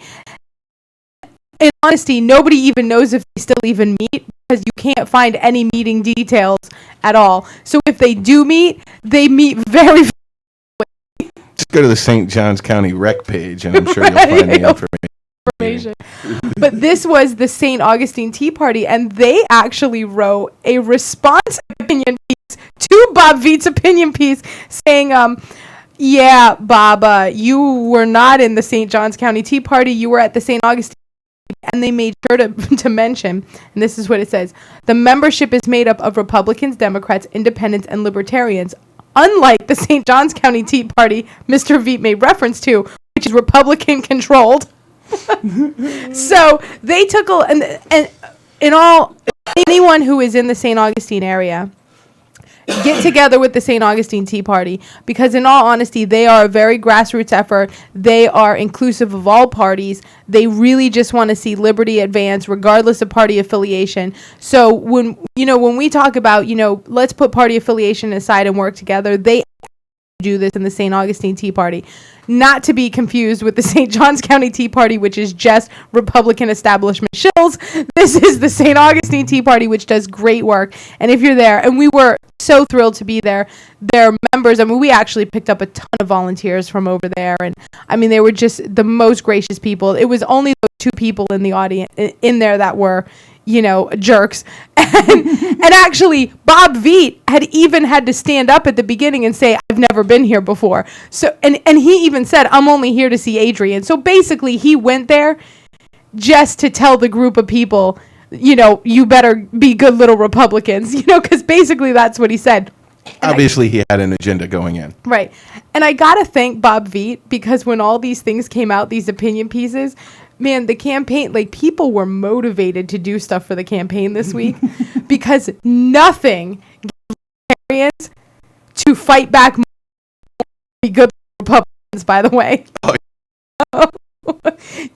You talk to get back in the Republican Party where they belong, and they will do everything they can to fight you. That's why there is so much kind of hostility between Libertarians and Republicans, and the people who leave the Republican Party and come to the LP, they see it firsthand, because they're like, wow, I did not know that being called a Republican was the worst insult you could lay on a libertarian. Because when you call a libertarian a Republican, you're gonna get lashed out. Those are fighting words. Oh, you will be decimated by a libertarian for calling him a Republican. You can get by with calling him a Democrat or a liberal before you can call him. They'll get mad. They'll get mad, but they're not gonna go after you the same way they do you call them a Republican. Oh man, that gets some fire in some libertarians right there. You want to know why? By the way, you want to know why that is? I can tell you why for me, but No, let me hear your reason first. Well, because we've talked about it before. At least the Democrats tell you what they're going to do. We disagree with them, but we know what they're going to do. Mm-hmm. The Republicans lie. The Republicans pretend to be one thing, and then they go do another. They pretend to be us. They pretend to be us, yeah. And that gives us a bad name. Yeah, it gives us a bad name. They call themselves libertarians, or I'm a libertarian conservative, libertarian Republican. They like to hyphenate it because they're not really libertarian, but it's a great buzzword that gets them attention. So they want to throw it in there and present themselves as one, but they're really authoritarian psychopaths. They want to ban blowjobs. They want to tell you what you can put in your body and what you can't put in your body. And they don't even believe in free markets. That's the thing. We always talk about this. We're kind of half and half with the Democrats and Republicans on what we agree on. And supposedly the half we agree with the Republicans on is economics and free markets and all that. But they don't. They don't agree with us on that because that's not what they want. They want corporate welfare. Yeah. That hurricane's getting strong over there, It Greg. is. All right, I'm going to stop now. Again, 1787network.com. On the right-hand side, a little bit ways down, is the donate button, and please make a donation. There's one. Now, let me get to the Reason story now. Okay. So the Reason magazine basically put out a story that was discussing the Sarvis race, and the title of it was "Conservatives Could Learn from Robert Sarvis. Open-minded and open for business wins votes where retrograde social views don't." A lot going on, but I wanted to get to the end. Then they would. And this is where they should really understand what's going on here. And they don't. They're not gonna, but this is what they should understand. And I'm going to read the last couple paragraphs here.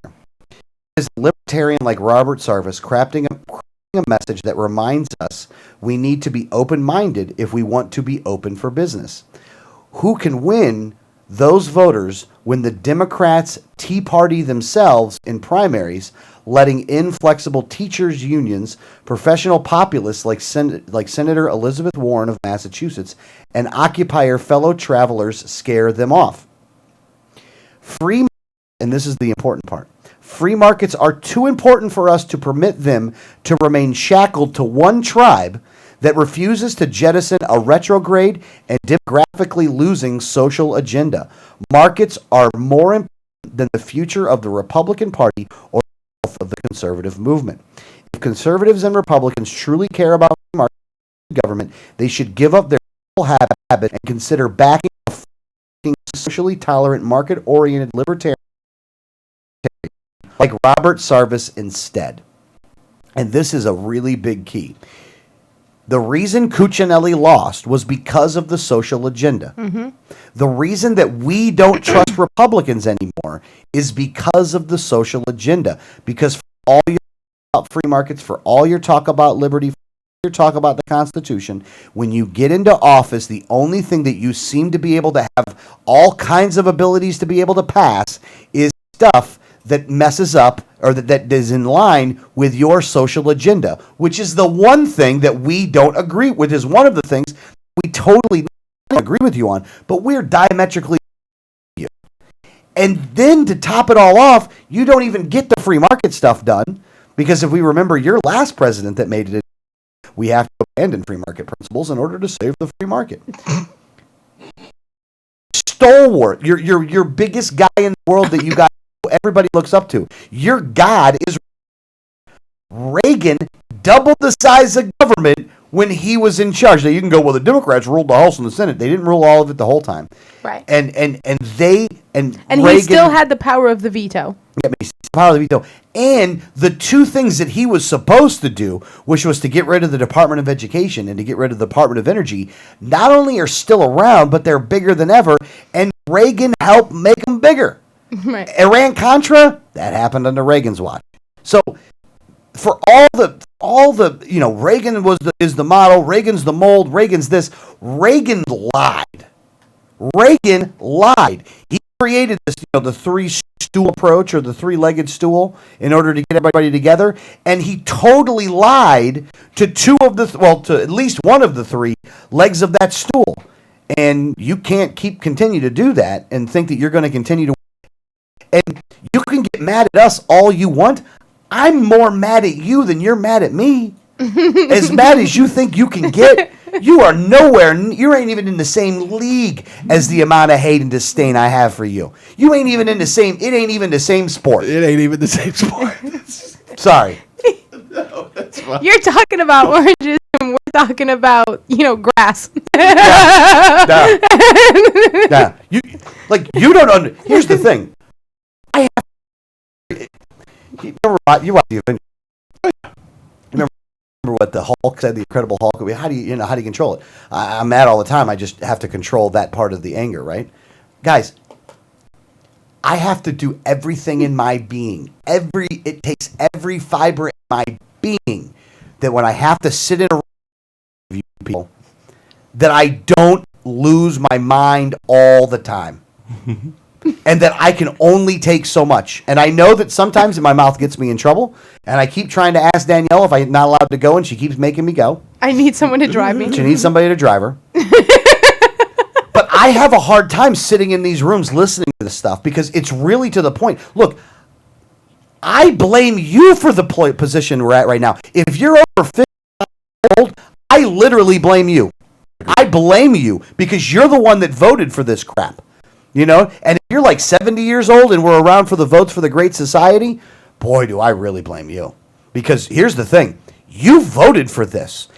What we're dealing with right now is the sins of the greatest generation. Yep. Yeah. It's their sins that we're paying for right now. It's what they thought, well, we can just have a great society and we can have Social Security and all this other stuff. You want to talk about who actually is responsible for the moral decay in this country? Those people started programs that made the moral decay possible.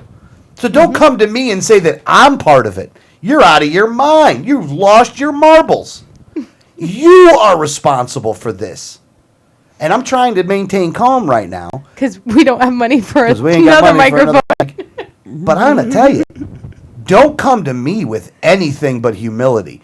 Don't come to, because here's the thing. If you're humble and you want to work together and be nice with me, I'll be nice. I will be nice. And a lot of people can see that. But if you even once say one bad thing about libertarians, so help me God, you better have some earmuffs with you. Because you're going to hear it from me. And if you don't want to hear it, then you're going to have to put on some, you're going to have to get in a soundproof room because I'm going to be yelling. And it ain't going to be pretty. And you think he could break a mic, just wait till he gets a hold of your eardrums. Yeah. Yeah, because I'm only getting madder. Because I see crap like this from this Bob Veet guy. I actually took my response, because I responded to it. I actually took my response and emailed it to the entire St. Johns County REC. He did. And I basically said, don't have your low information voters writing opinion polls. Your low information leaders. Don't have your low information leaders writing opinion polls or opinion pieces. That's what I told him. And you know what? I'll guarantee you that man is pissed off at me right now. And you know what? You should be. You ain't anywhere near as pissed off at me as I am at you, Bob. I'm telling you that right now. And I'll be making a trip up to that Tea Party group up there. And I hope to God you're there when I get there. I hope to God you're there when I get there. Because I'm not going to stop yelling at you until you leave. You're only going to be there for about 5 minutes. Because I don't think you can take more than 5 minutes. And I'm begging you to swing. I'm begging you to swing. Because when you swing, that means all the self-defense laws in the world all come into play at that point. No more nap. Yep, no more nap. The nap's gone. Well, wakey. We actually were talking last night because when we left, we were all talking, and then when we left, we were still talking about, Alex and at that one meeting where you guys had even heard of him losing his cool. And so we're leaving after, last night, and he says, I really shouldn't do that. And I'm like, you're right, you really shouldn't. And he goes, I just can't go to those things because I'm so angry at those people. Like, that's so mild compared to what I want to yell. And he's like, so I don't want to go. I'm like, you have to go. And he's like, I don't have to go. And I'm like, someone has to be there that can properly convey our message.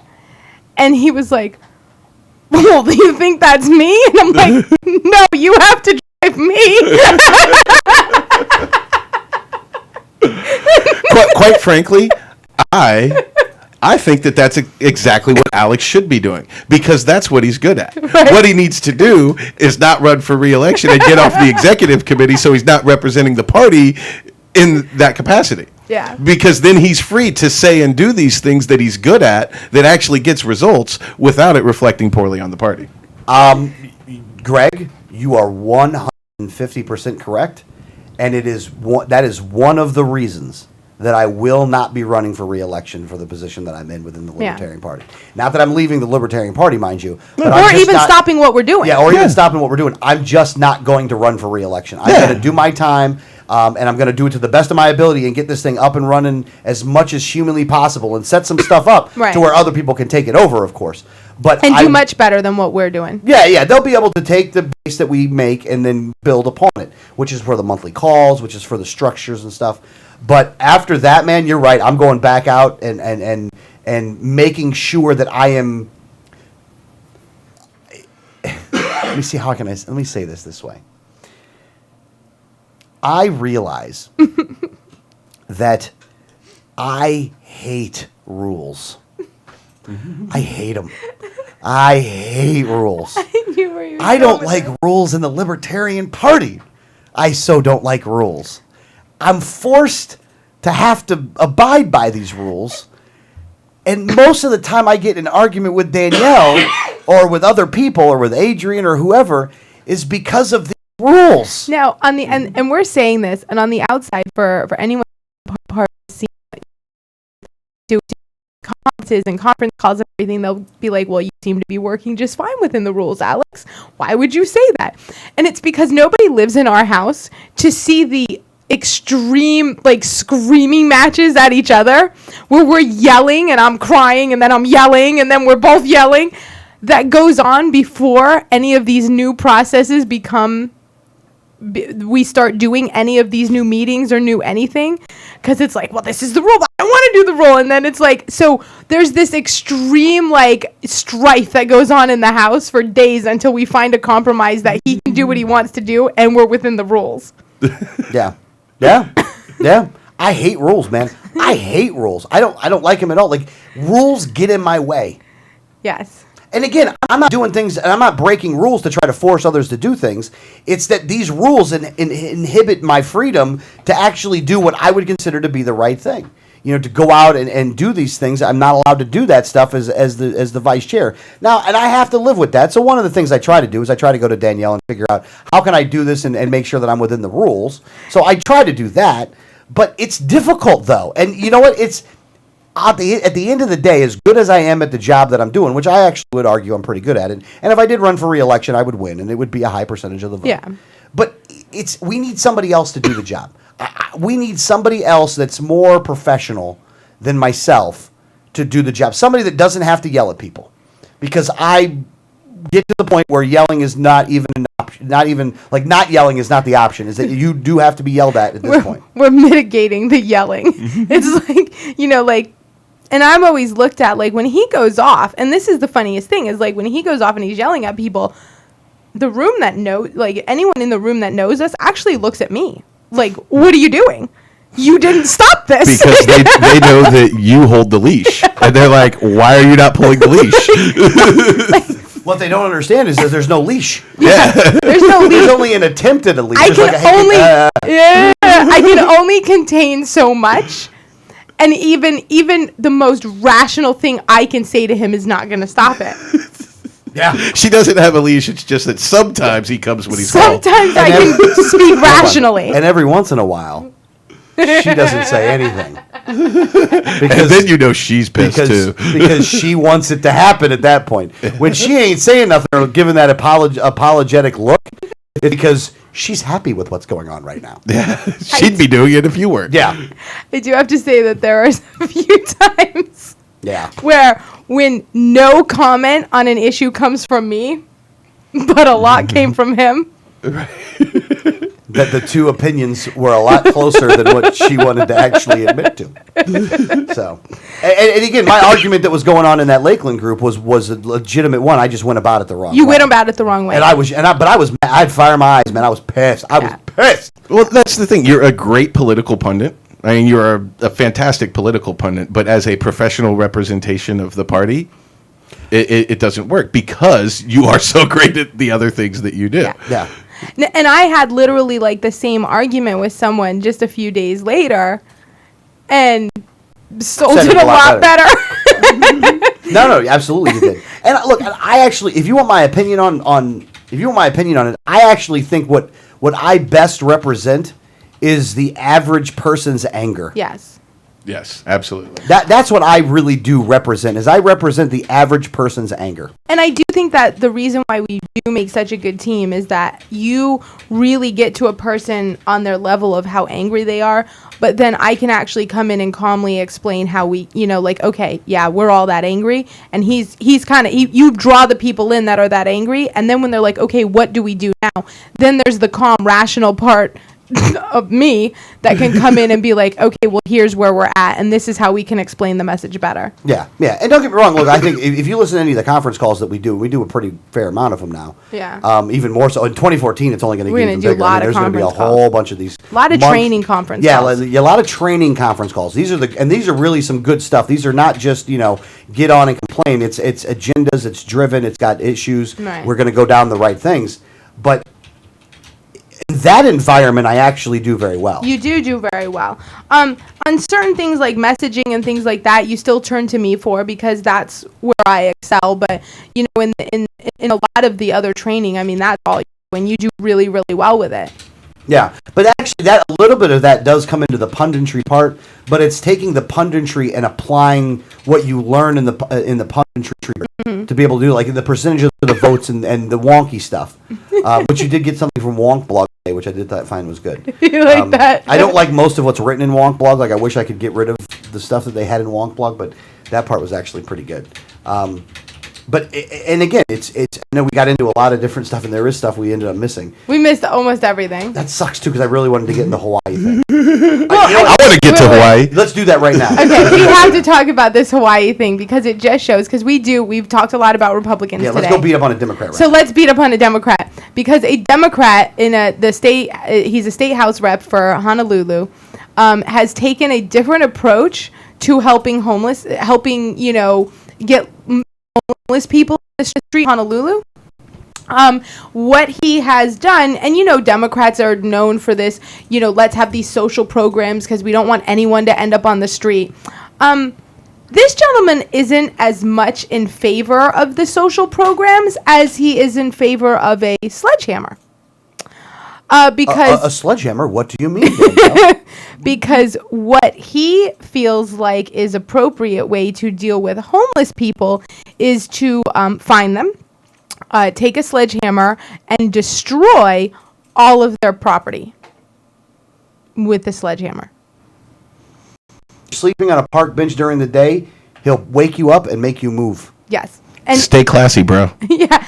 And not even in a Bruh. Yeah, not even in a nice way where he's like, listen, you can't sleep here. It's the middle of the day. He's like, yeah, you need to start moving on. Go, go, go. I mean, he's really rude about it. And this was a TV interview that they did like on a local TV station in Honolulu. And he does not make any apologies for this.